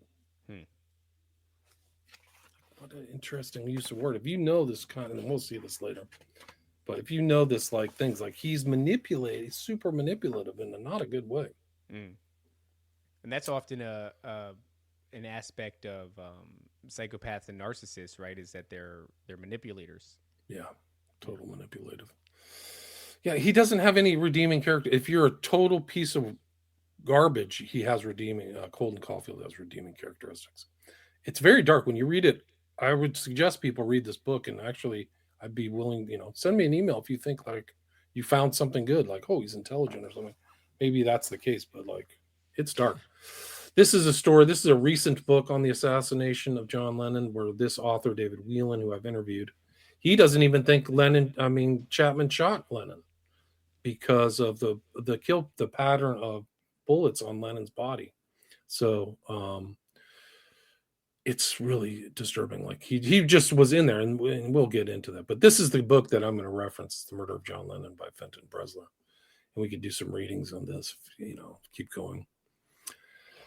When you come to read in detail about how Mark Chapman behaved after Lennon's murder, you will find a striking parallel between the days as if in a trance-like condition of the two men. Mark remembered more of the actual killing, but otherwise their reactions were also identical. This is between Sirhan, and Chapman. So you see this trance word we just covered, right? This is the tie between Lennon and Sirhan, 68 and 80. There's an odd footnote to all this. The principal medical defense witness for Sirhan was Dr. Bernard Diamond of the University of California, one of America's leading psychiatrists who used hypnosis in his work. 13 years later, he was to be one of the defense psychiatrists for Mark's case. His diagnosis for the two men was the same, paranoid schizophrenia. Yet he seems not to have used hypnosis in either of his two interviews with Mark, although he hypnotized Sirhan on 6 of his 8 visits to great effect. For instance, when Dr. Diamond asked Sirhan where he had concealed his gun while waiting for Kennedy, Sirhan, in his trance, went for the inside of his belt on the left side. And the police at last knew where he'd carried the weapon. So you see this trance. So why is this word trance in this book? Like the terminology is way too sophisticated for Catcher in the Rye. I got to tell you, it's really disturbing. And they see this kind of repeated phraseology right here. Sirhan wrote, yes, yes, yes. Are you crazy? No, no. Well, why are you writing crazy? Practice, practice, practice. Practice for what? Mind control, mind control, mind control was the written reply, right? And then you go back to Catcher in the Rye, page 19. You will, you will, you will. And this whole notion of the will is like the personal will, but it's very important. Like you will do it, like this is the individual guy. This is repeated in page 19 of Catcher in the Rye. This repeated, there's these repetitions that come through here. Yeah, it's a mantra. And then the trigger word, exactly. Same thing in The Shining, right? Red rum. And then she reads it and he's like, well, now I'm going to kill you. Yeah, I know, it's bad. So New York, Marcus gave me a list of objects Mark had on him when he took into police custody. It includes Mark's copy of The Catcher in the Rye, key to Norwich room, Bank of Hawaii Visa card. So you see Honolulu, which is where this guy Ruth and Mangione both were in Hawaii. And you can just go on. The second most popular misconception about Mark relates to J.G. Salinger's famous novel, The Catcher in the Rye. The theory is that he had always identified himself with Holden Caulfield, the book's phony-hating 16-year-old hero, ever since he first read Catcher at the same age. Well, that wasn't the case. It's just that he took it on himself leading up to the murders, as it says in this book. And then he writes, after all, this is the book that the amazed New York policeman found him quietly reading outside the Dakota, which was where Rosemary's Baby was filmed, by the way. When he had thrown down, this is right on Central Park, right where the book takes place, right? So Dakota, Central Park. He had thrown down his gun immediately after killing Lennon with the inscription inside the cover written by Mark, to Holden Caulfield from Holden Caulfield. This is my statement. So much like Hinckley, who became Travis Bickle, Chapman becomes Holden Caulfield in his mind. In his prison cell awaiting trial, he maintained, the reason I killed John Lennon was to gain prominence, to promote the reading of J.D. Salinger's Catcher in the Rye. I'm not saying I'm a messiah or anything like that. If you read the book and you understand my past, you will see that I am indeed the Catcher in the Rye of this generation. Fascinating. I love that too, where he's basically like, yes, this is a commercial for The Catcher in the Rye. He's promoting, and he does it in court too. So you'll see this later in court. He says this in jail, but he does it again, and we'll see this. So according to him, the point is The Catcher in the Rye. That's the entire point. Precisely. It's worth mentioning here that Google says the individuals with dissociative identity disorder have the highest hypnotizability of any clinical group, followed by those with post-traumatic stress disorder. And a moment ago, what you were reading there indicated that he perceives himself as somebody else. I don't know As what else. Holden Caulfield. That's what he wrote in his book. He was Holden Right. Caulfield. So I don't know what you would call a identity disorder more than that. The channeling almost. Yeah.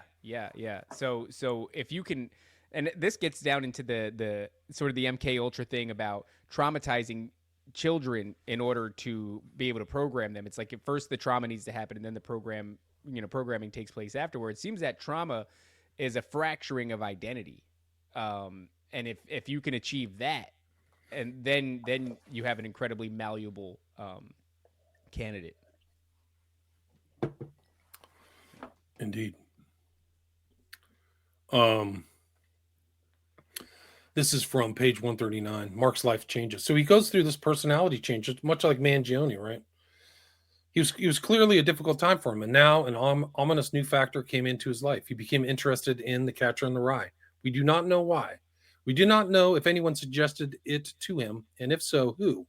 Catcher is a book that most people read once in their life in their teens. That is it.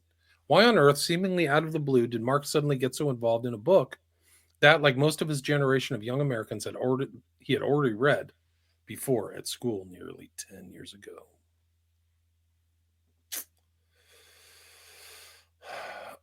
So is it absolutely too far-fetched to contemplate that there may have been a connection between these two events, Reagan emerging as a front-runner in the election stakes and Mark now picking up Catcher again, with the further coincidence of Lennon striding back in renewed vigor into the hit factory in Manhattan to record his comeback album, Double Fantasy? If Catcher, with an explosive effect on Mark, was indeed the trigger for his programmed mind, serving to put him on alert in case of call, it all does seem to come together with remarkable neatness. This is basically him,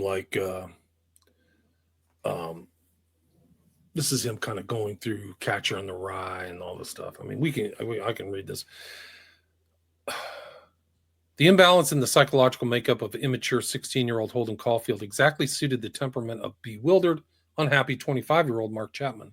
Nowhere is this better exemplified than in the passage towards the end of Catcher, when Holden, visiting his beloved younger sister Phoebe's school in an abortive attempt to talk to her, sees the words "F you" written on a wall. Quote, "It drove me damn near crazy.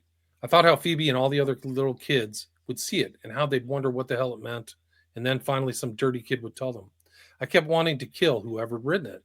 I figured it was some perverty bum that sneaked into school late at night, and then wrote it on the wall. I kept picturing myself catching him at it," so there's the Catcher theme, "catching him at it, and how I'd smash his head upon the stone steps until he was good and goddamn dead and bloody. But I knew, too, I wouldn't have the guts to do it. That made me even more depressed." So this is a theme of violence. Like, this is extreme violence. Smash his head against the wall, dead and bloody.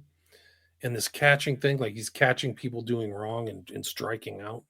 Sounds like somebody who's exposed to some sort of trauma when they were a kid. Apparently, those who have will often grow into adulthood with a very strong sense of desire for justice or righteousness, and it's probably because of the ways that they were done wrong as a child.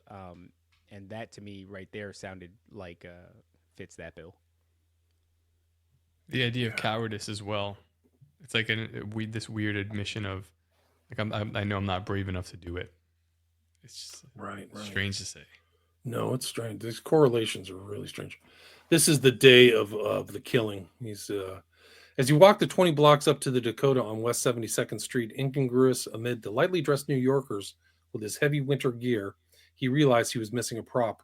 He had with him his Double Fantasy album, but something was missing. He halted his progress toward Lennon's selected place of execution and dived into a bookshop to emerge with a red paperback copy of Catcher in the Rye. On the title page, he wrote, "To Holden Caulfield from Holden Caulfield." And below that, "This is my statement." And between times, like, all this stuff was happening, he was hanging around in front of the Dakota, and he just would sit down and read Catcher in the Rye. And then when he shot him, he sat down and started reading it again. And then he goes to jail and he's talking about Catcher in the Rye. And then this is his statement from February 1st. He wrote this. Whatever the true explanation, on Sunday, the 1st February, Mark sat down and wrote to the New York Times in ballpoint capitals a statement, which the newspaper printed 8 days later. Seldom could a book that first appeared in paperback 17 years earlier have had such a glowing sales boost. Interesting. Quote, "It is my sincere belief that presenting this written statement will not only stimulate the reading of J.D. Salinger's The Catcher in the Rye, but will also help many to understand what has happened.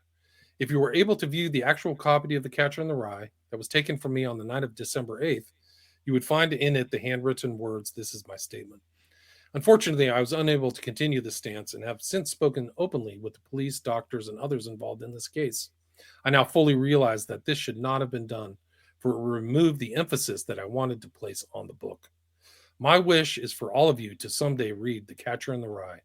All of my efforts will now be devoted towards this goal, for this extraordinary book holds many answers. My true hope is that in wanting to find these answers, you will read The Catcher in the Rye. Thank you, Mark David Chapman, The Catcher in the Rye." So crazy. This is strange because these people are gleaming something like profound from this book. And I'll admit, it does make me wonder, what is it that they determine is so meaningful that it becomes the driving force for, wild decision-making, when this book is given to so many public school children. It's not like it's got a short, a small amount of readers. Lots of people have been subjected to the material. Lots of people come away not feeling this way. What on earth is this dude gleaming from this? Right. What meaning are you gleaning from a nihilistic book that's just full of kind of like violence and perversion? Like, you see these things, like one of the things I would suggest, not just, if you're up for it, read the book, but also the analysis of like literary critics on the book and see how much they miss, how much driving and how violent he is, and the murder cap, and this kind of theme of like sexual repression and the pervasive kind of perverse, like, I would say it lists almost every major sexual perversion, like sadism, masochism, transvestism, voyeurism, prostitution, pedophilia. Like, it's all there. Which It's plugs totally directly crazy into the occult, right? I mean, we Yeah. were talking with you last episode about Aleister Crowley, and he's engaging in sex magic, ritual sex magic. I mean, these things. The people that would be reviewing this, they would be looking at that as like an artistic rendition of whatever he's saying. Right. I think that they're a little bit deluded in their own mind, so it wouldn't necessarily stick out to them as strange. Well, that's probably true. They probably wouldn't even see the connection between these kind of programmed assassins and the book. So like, they're just looking at it, and some of them might be like Mockingbird assets or something. I don't know. Right. So this is the murder happens December 8th. This is Chapman walking into court Monday, 24th of August, 1981.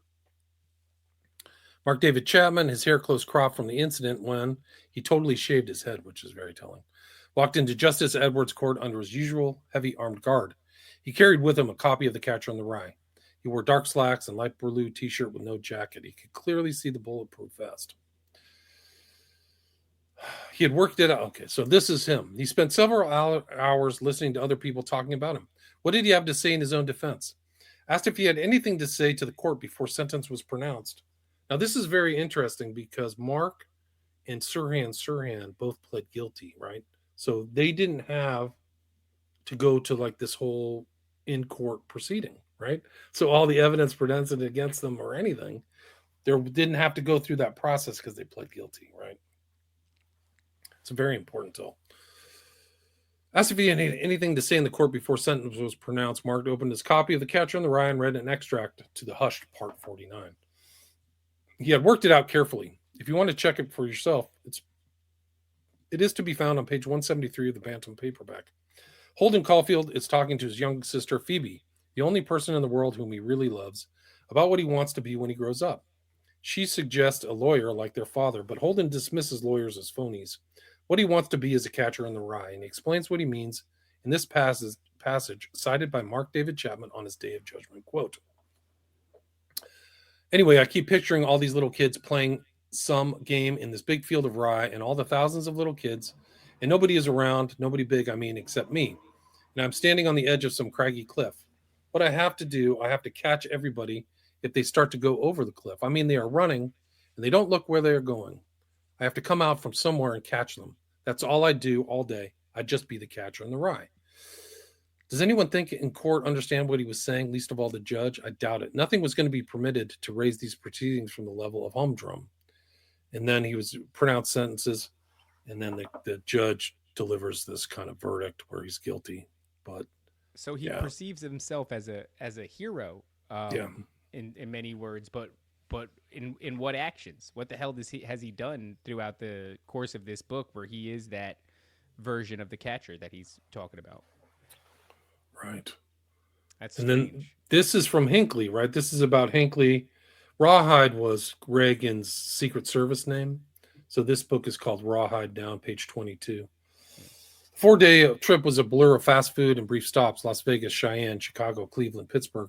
Traveling through Utah, he awoke from a brief nap to find the bus hurtling through a massive snowstorm. He spent much of the trip slouched in a window seat, watching the scenery stream by or reading The Catcher in the Rye, J.D. Salinger's novel of teenage angst and alienation. It means much more than that. He identified with the story's main character, Holden Caulfield. But the book was also special to him because he knew that John Lennon's assassin had pulled it from his pocket and leafed through it moments before gunning down the rock and roll icon. Lennon, who had been killed 3.5 months earlier, was Hinckley's favorite musician. Even so, he sometimes felt he identified more with Lincoln's killer than with Lincoln himself. And it's interesting, too, because he had a suitcase. Hinckley did. It held some of his poems and short stories, as well as several of his favorite books. In addition to Catcher in the Rye, Hinckley had brought along a copy of Shakespeare's Romeo and Juliet in a book called Strawberry Fields Forever, John Lennon remembered. And Romeo and Juliet is mentioned in Catcher in the Rye, interestingly enough. So what the hell is this guy doing with all this stuff? And this is George Bush, 1995. There's this marvelous book by Salinger called Catcher in the Rye. Love this guy. One of his favorite. That's a book that inspired him. So Skull and Bonesman, right? Is that what he says? He says he was inspired by that book? Yeah. Wild. Right there at the bottom. Yeah. Wild. Was there a book that inspired you? One of the historians here in Williamsburg talked about War and Peace. I had to read that in school. It was an inspiring, lengthy treatise. I read it twice. It taught me a lot about life. There was a marvelous book by Salinger called Catcher in the Rye. These books, I think, helped shape my life. To be honest with you, not one book stands out. There's another winner. Get ready for this one. These are the books that made me the psychopath that I am today. Oh, are you kidding me, dude? Nope. Speaking of psychopaths. Nope. Bill Gates. This is from the mouth himself. Mouth of the man. I read a lot. I don't always choose what's on the bestseller list. Many of the books I read this year actually come out years ago. This is why this post isn't called the best books of 2013. You may notice that there aren't any novels on my list this year. It's not that I don't enjoy fiction. I've read The Catcher in the Rye a bunch of times. It's one of my favorite books ever. Mm-hmm. Mm-hmm. Absolutely fitting. Right. These guys are psychos, man. Who the hell is a fan of this book that's like somebody you'd go, oh, that guy's cool? Like, I'm literally just listing off the worst people ever. And, assassins or war criminals.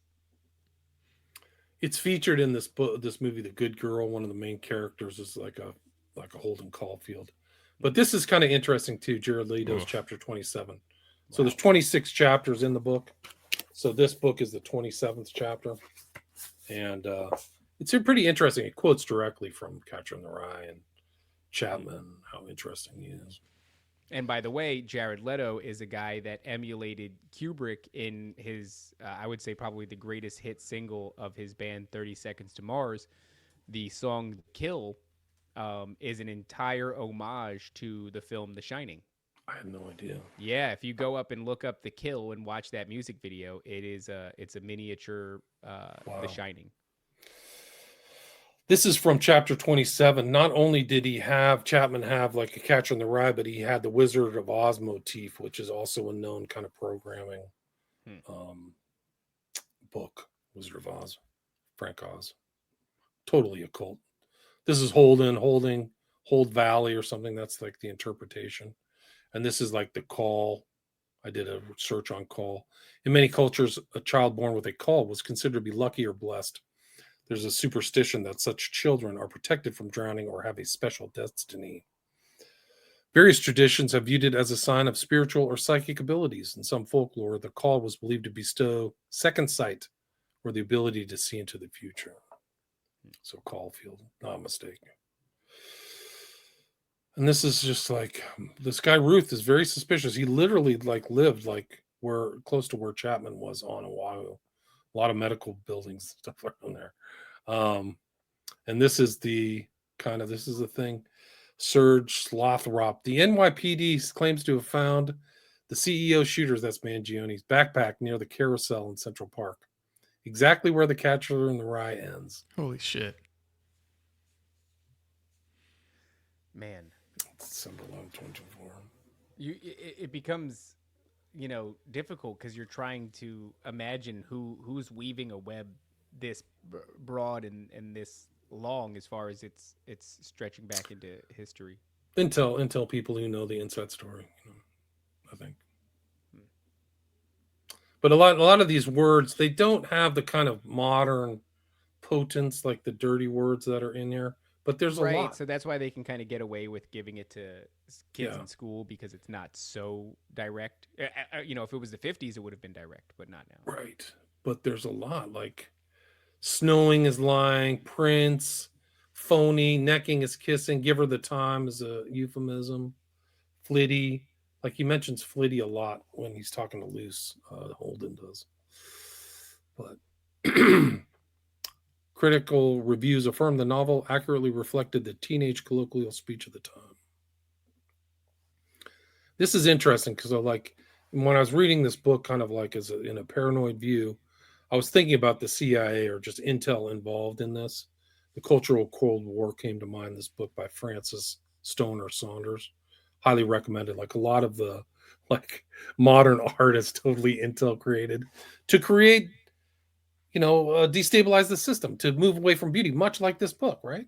So this is fits in with the other arts and letters, but the other not visual. This is the literary version of it, right? In my opinion, but it is interesting because they mention this in the Cultural Cold War. They mention J.D. Salinger. And it's basically this thing encounter where they're promoting certain writers, right? Or urging Spender to open the literary pages to a new generation of American writers like Saul Bellow, J.D. Salinger, Truman Capote, or Shirley Ann Brown. So you see that one of these guys who's associated with the CIA is promoting Salinger. So I think there might be more to this story. I haven't done all my research about this, but that's basically it. I think those are all my slides. Man, it almost leaves you with more questions. Like, what the hell? Where did this book come from? Who got their hand on this guy who previously seemingly wrote nothing of real consequence? And I'm not saying that people can't have a breakthrough project that they're working on, but then to be of such a nature that mirrors the nature of the intelligence agency's interests of the time, that mirrors the interests of the regime that lost World War II only, how many years before that. And then we are rumored to take these people and put them into our institutions. And then to see it as this through line. There's so many other instances or so many other impactful moments in American history is all the way till today. The crazy with Luigi Mangione. The crazy thing about that book is short of my inclination or my reaction to be we should probably just burn this book. Right. Honestly, maybe we should just probably see that it's crazy, not allow it to be read, because the people who it's affecting, there's really no discernible sequence as to how they're affected in this way. But the outcome seems to be pretty standard. Some sort of assassination. Just assassinating a president. Yeah, and it's we don't know what chemical imbalance somebody might have that reads this book, resonates with them, and then they go and they act this out. Well, but we know that people have chemical imbalances, right? Yeah, and but I mean, yeah, you're right. I mean, what if you could hypothetically create a text-based format that if somebody were to read in their own internal dialogue would accelerate some disposition that they have? Right. Because earlier I said that the people that are easiest to hypnotize are those with identity disorders.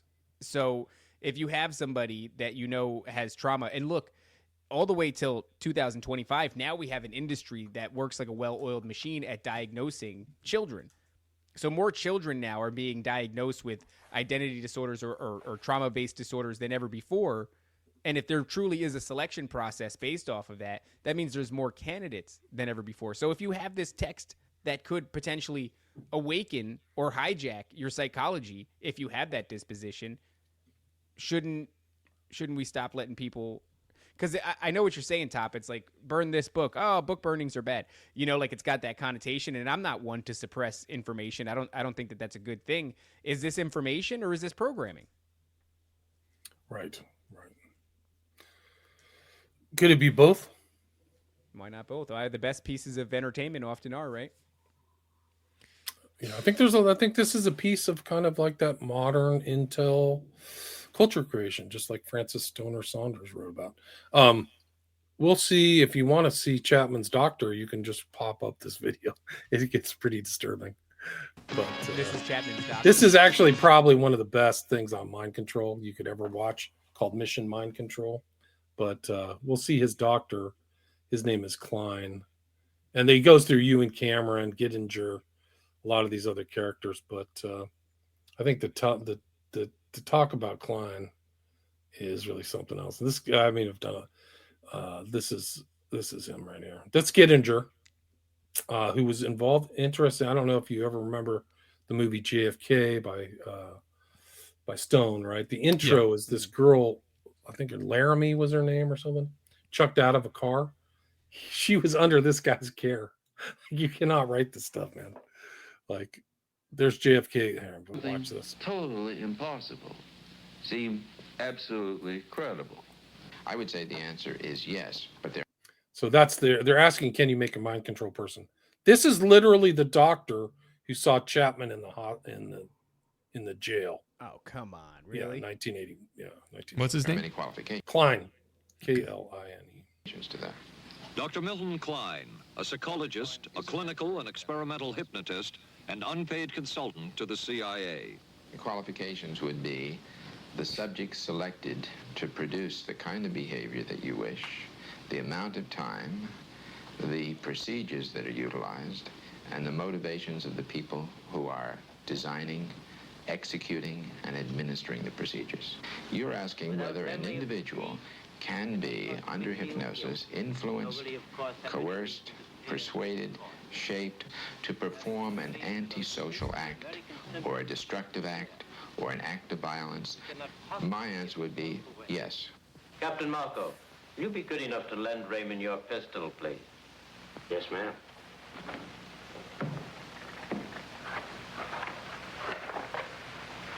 Thanks, Ben. Sure, kid. Shoot Bobby, Raymond. Through the forehead. Yes, ma'am. See, this is like the communist backdrop, right? The communist paranoia, the Manchurian. Yeah. This is what these guys in the 50s were worried about. Is this before or after these events? Like, is he getting up there after these events have all taken place and then saying, like, yeah, we can do that? Or is this before it ever happened? This, I think, my Operation Mind Control was before. So it's I think this was done in 76, around the time. Wild. So is it just the idea that no one's ever going to find this footage, or no one of consequence will find it? I don't think anybody knew this stuff. Like, these are kind of, you have to remember, this is before even VHS. So this is just like a one and done show. But somebody was smart enough to save it and keep it in archive.org. Which is wild, because without it, I mean, this is huge. The guy's like, yeah, we could do this. Of course we can hypnotize a guy. He explains it right to you. Typically do. Yeah. Then he shows up. I mean, we already saw the connection between Sirhan and Chapman through Diamond, right? Same guys. What they're telling the public is snow job. I mean, who knows what they're doing, back there. Literally, Chapman had like 6 major doctors go meet with him after the event. Wow. And then he pleads guilty. Like, the thing is he pleads. There's commonalities. He pleads guilty, so there's no trial. It's all said and done. Right. But I mean, if you were hypnotized to do so. I mean, imagine, like, this is like the most sinister take imaginable about Catcher in the Rye. It's probably a good time to end, get 2 hours. But this would be the most paranoid, sinister take, is that you write a book as a template to encourage people to commit assassinations, and you seed it through all of your assets all over the country. and you have all these people talk it up like it's like the greatest piece of literature, and the guy's alienated, but really there's a deeper subtext, and then it self-propagates, and so that these assassins, when they're done, they become apostles for the book itself, which is what Chaplin and apparently Hinckley did too. I don't have the reference, but Hinckley, after the shooting, said he recommends this book. So then you have this self-perpetuating blueprint up to the present day. So we don't even know, like, if you're not somebody with those proclivities, that doesn't resonate with the character in The Catcher in the Rye.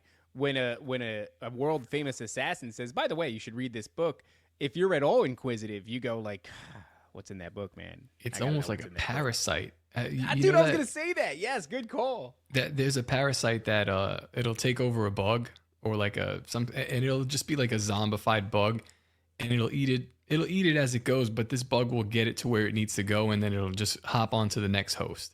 Yeah, and continue to do this. It's an aquatic worm parasite, and it compels the bug to drown itself in a body of water so that it can birth into it because it's aquatic. Yeah, dude. Yeah, I had to do a psyche cleanse when I read the book as an adult because I'm familiar with a lot of the kind of parapolitical history and secret history of the U.S., which is really the real history. Like the history books are crap, but like I realize how sinister this is. Like it's like that's Salinger. It's like he's a front. It's like it's too strange. Thank God you have to read it. Yeah, I mean, I think they really tried to change the culture, and I think Catcher in the Rye is part of it. And it's the dissociation and this kind of de-patterning stuff that they were all investigating is involved in this. Like Catcher, the poem isn't about that. Like Holden isn't. He's schizo. It's fascinating because I'm so glad that I never read this and I didn't have any ideas. Like literally coming into this, I was a blank slate, and this is incredibly fascinating. I don't know if I should read the book. I'd recommend it, but I think it's important. I think from a certain perspective, you should read the book because it shows what you're being presented with isn't all the whole story, and maybe that's the kind of inoculation mentally that people need to have. Is like, be careful what people are giving to you, because like this, I didn't have a choice. This was put on some kind of reading. Thank God I didn't like study it when I was 15 or 14 or whatever. Right. But like, this will let you know, like some of these people have sinister objectives and they will put really dark stuff into the culture. And so, so maybe that's the inoculation, is like, maybe I shouldn't just watch everything, whatever they're saying is the greatest music and the creation of culture and creation of these people who out there who are influenced. I think I've done shows on the Beatles with Mike Williams, Sage Quay. I used to think the Beatles were just a great band. The whole thing's fake. The Beatles are totally fake. They can't play music. Almost everybody who saw those guys, like, they couldn't drum. Yeah, I've been trying to tell my wife that the Beatles is a terrible band and actually an intelligence operation. Yeah, no, they can't. It's unbelievable. That's the whole thing. It's unbelievable about the moon landing at 9/11. It's really unbelievable, but they are fake. Hey, the Beatles are fake. During those few decades, we really got some of the best propaganda. Our propaganda nowadays sucks. I don't know. It's like Sam Smith. It was he's done gay, by he's geniuses. Like it was done by geniuses, and we are dealing with the descendants of those geniuses. And much like you have like a rich family who then produces just an unmotivated offspring, we're dealing with unmotivated propagandists who are giving us embarrassing propaganda. I long for the days of old when things were rich, and like you really can mind it. I have hard time thinking Salinger was the only person involved in this book. I would accept it if that's the truth, but there's so much when you really unpack it. There's so much here that ties into like mind control, and there's other cultural things that like I've done in my past research, kind of like as an investigative journalist. Like I did 7 Days in May, which you wouldn't think if you watched that movie that came out in '62. You just think it was a good spy movie, but it really was part of the whole kill JFK culture. And it was about an overthrow of the government, a coup by the military, which is what happened. And they were trying to seed it in the kind of positive way into the culture, right? But so it's a lot of these things are really, this fiction isn't as fictional as you might think.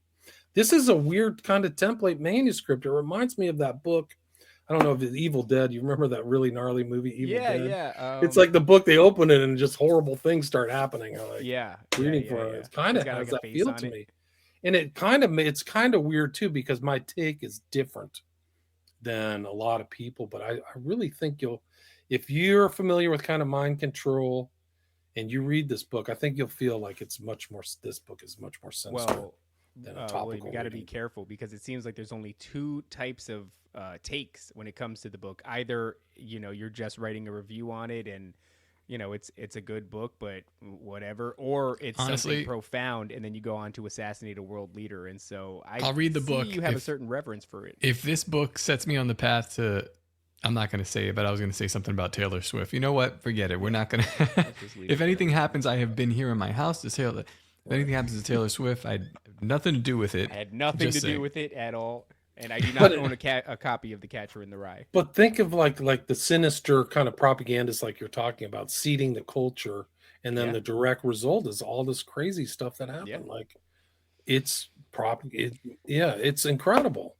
It's funny. I think it has to be seen in the context, just like I said earlier, in the context of this whole culture creation or the breakdown. Like the 60s really was a kind of revolution. I mean, if you want to talk about occultism and the birth of the child and Crowley and the Age of Horus and all that stuff. Oh yeah. Maybe this is part of all that stuff. And I've heard that done shows on modern art and how it was just total culture creation. It didn't grow up and come normally. It was supported by intel people. Yeah. I believe that wholeheartedly. It's kind of funny too. Like I'll just close my thought with this, but a lot of people today, I guess, like conservatives would be like, keep your kids out of school because they're trying to show them drag queen story hour. And I'm like, yeah, that's true. But before they were showing them this shit, it's like, it's never been, as a matter of fact, I'd probably argue that drag queen story hour in some ways might even be less detrimental to a kid's psyche than this book. I think one of the things about this book is like when you're young, you don't understand this book as much. So I don't know how profound the impact is. But like you have to wonder about the subconscious mind and what it absorbs. Well, good point. And I would say that maybe that's worse. Yeah, maybe that's worse. I would say it seems that there is some element of the public school system that is designed to create school shooters. And I think that's true. I think that it doesn't hit everybody, but there's an underlying element to the system that you're going through where if you have a predisposition, maybe if you have an identity dissociative disorder or some sort of childhood trauma that, shows itself on a psychological level, that dad you in the are household. the candidate, the recipient to this, whatever this undercurrent is that flows. There's surface level shit that happens in school, but then there are psychological things that happen. And I think that they're designed to, if you are the right candidate, turn you into a school shooter. Man, that felt heavy. Yeah, this is a dark episode. No, it's deep. I think one of the things I was thinking about recently, like in the last couple of weeks, is like we are American citizens. We've grown up in this culture, but we've really been bombarded in different things from different areas through things that are either top secret, above top secret, or things and we're kind of like in, I don't know, an ant farm or something where we just don't have control. So the psychological impact of even that. Like I didn't have control over COVID. Like we just went through it. Like that was intense.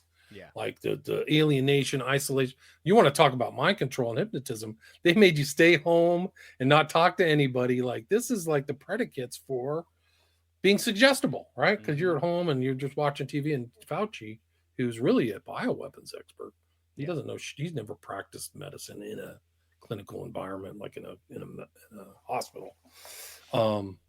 So I think that these are like these components of this stuff that hopefully it's really a matter of our survival is understanding this stuff, that the moon landing's fake. JFK was murdered by other people in the government, that some of these cultural icons are malevolent. Like this book, read it as an adult. It's terrifying, dude. It's really terrifying. When you think that 65 million copies have been sold. That's insane. That's right out of Grok. I did that today. They're pulling that's all the public school system. They're buying it in mass and they're indoctrinating kids for generations with it. And man, the total monstrous, mentally ill loser. You got to ask yourself, why in the hell the public school system is buying so many copies of this, and this is part of everybody's curriculum growing up, and it is such an underwhelming book in one aspect because it's kind of like we talked about. There's no moral conclusion. There's no nice wrap up. It's not good storytelling in that way. And on the other hand, it's a book that's championed by like how many assassins and world leaders. So and Gates and Bush, like two of the most you sinister people on creation. Like, wow. That like just those what I just said there alone should make you go, what the hell is this, and why is this happening? And I don't know. And we've seen, like I mentioned earlier, like I haven't done a full, analysis of the tapestry of American culture, but I've looked at certain things, and Kinsey was a liar who promoted a lot of the stuff that kind of is emulated in this book, and was supported by the Rockefeller. Like, they gave him so much money. That's not and the good. guy was a total pedophile monster connected to Kenneth Anger, and I mean, just lying. And the people still reference the Sexual Life of Male or whatever as a legit book, and it's just non-scientific trash. That's not the first time that. Who is it? And it's actually one of the interesting things. Sorry to interrupt, but no, go ahead. One of the interesting things about Kinsey and Crowley, believe it or not, you would never put. Well, there are connections because Kinsey went to the Abbey of Thelema in Sicily because he admired Crowley, and he wanted his diaries, and you can see that in Children of the Beast. But their conclusions about sex life is the same. So it's like there's no restraint. There it is. So everything's up. Pedophilia, gay, bisexual. You're just nothing is do what thou wilt shall be the whole of the law. Yeah, nothing is forbidden, everything is permitted. Yeah, exactly. So they came to the same conclusions. The fake scientism of Kinsey, who really is used as the start of the whole homosexual movement. Like, it's really incredible. Like, you couldn't write this Holy stuff. Crap, yeah. Man.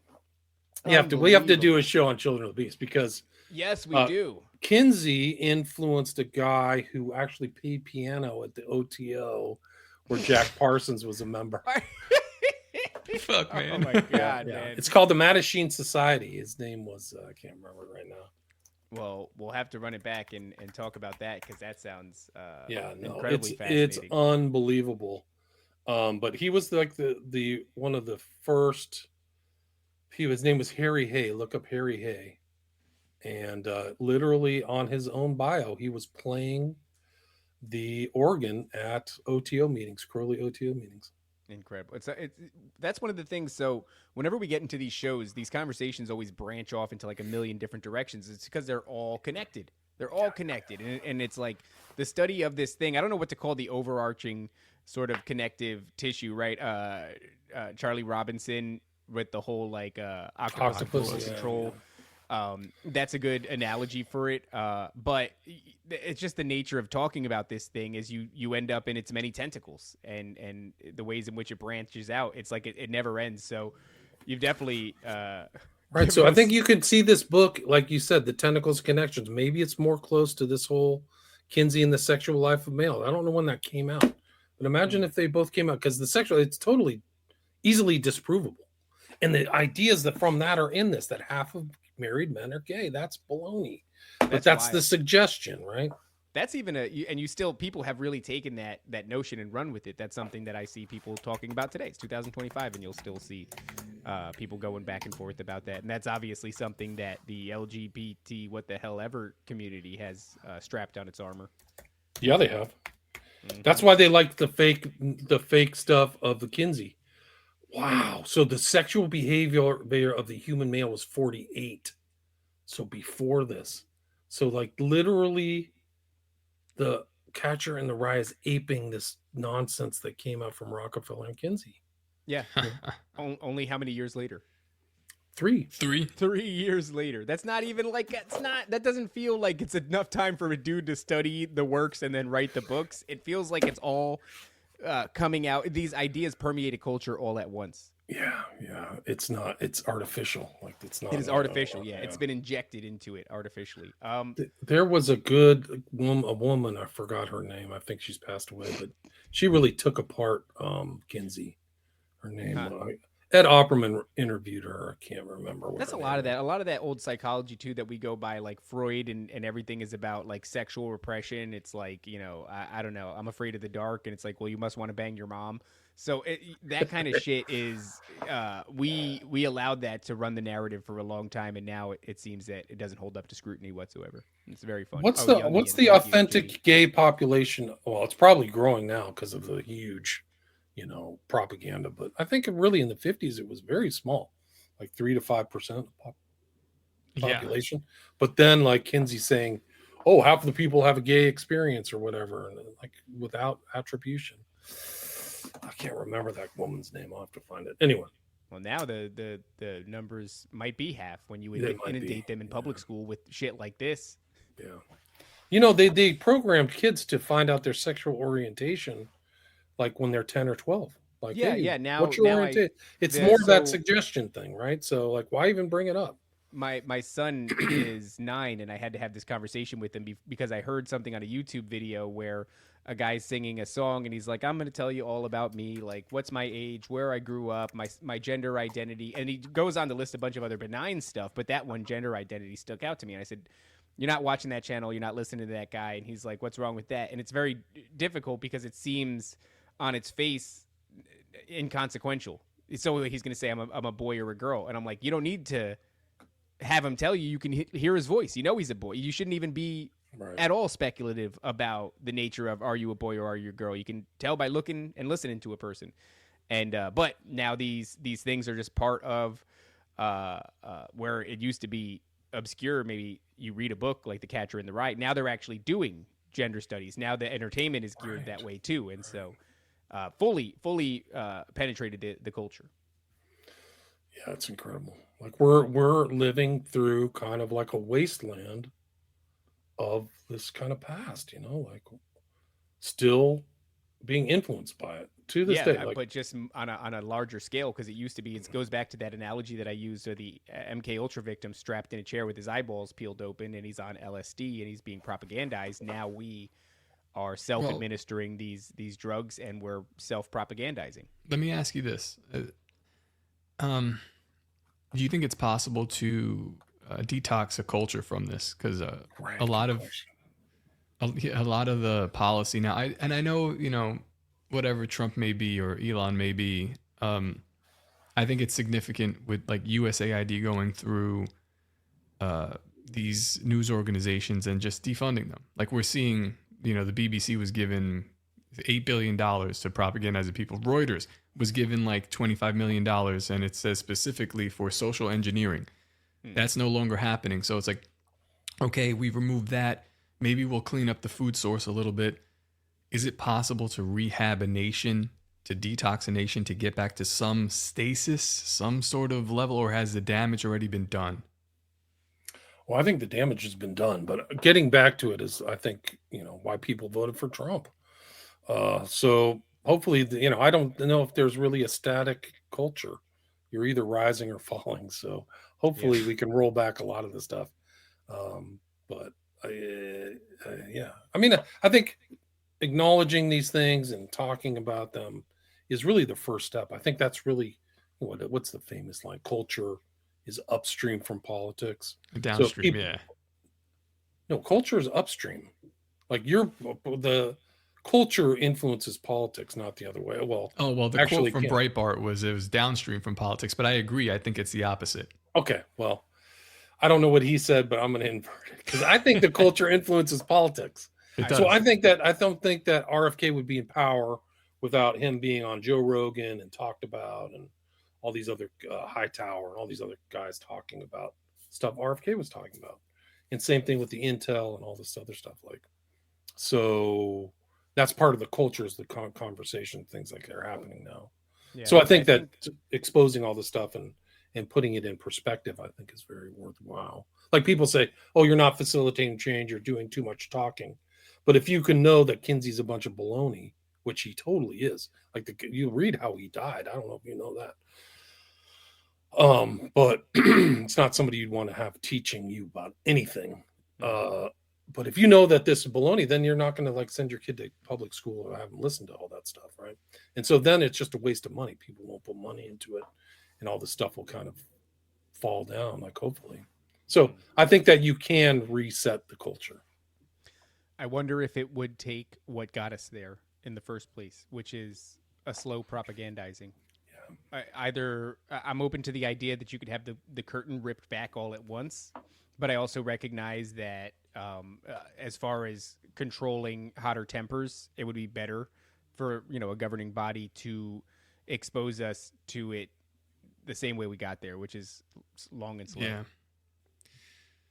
The frog has already been boiled, so I don't know what we're going to do. Yeah. Figure out how to make the soup. I think that if the frog has already been boiled, they are seeking to make a meal out of it, not to reverse propagandize us. I mean, they might make it look like that, but I don't think they worked all these generations to get us to this point just to go, whew, that was a close one.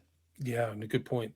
I think that they created one of the greatest propaganda events in human history, outdoing the Nazis and the communists, because this USAID shows how the tentacles were in the millions of money. And so all these people were freaking fake. So you could go to Politico or wherever, and they're all being puppeteered.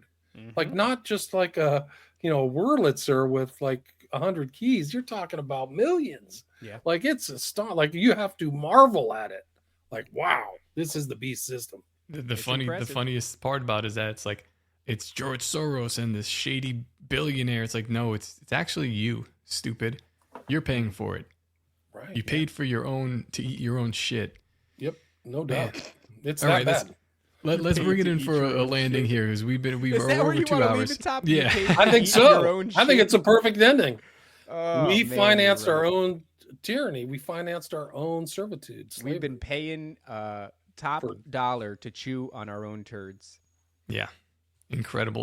William, tell the people again where they can find you. I'm sure you'll be back on again to tell them again where they can find you, but tell them again now. Yeah, it's William Ramsey Investigates. I have over 1,300 episodes, so you can see on a wide variety of topics, books, and different subjects. I kind of make it so people can find maybe something they're interested in on different subjects. So that's you can find on iTunes, Spotify.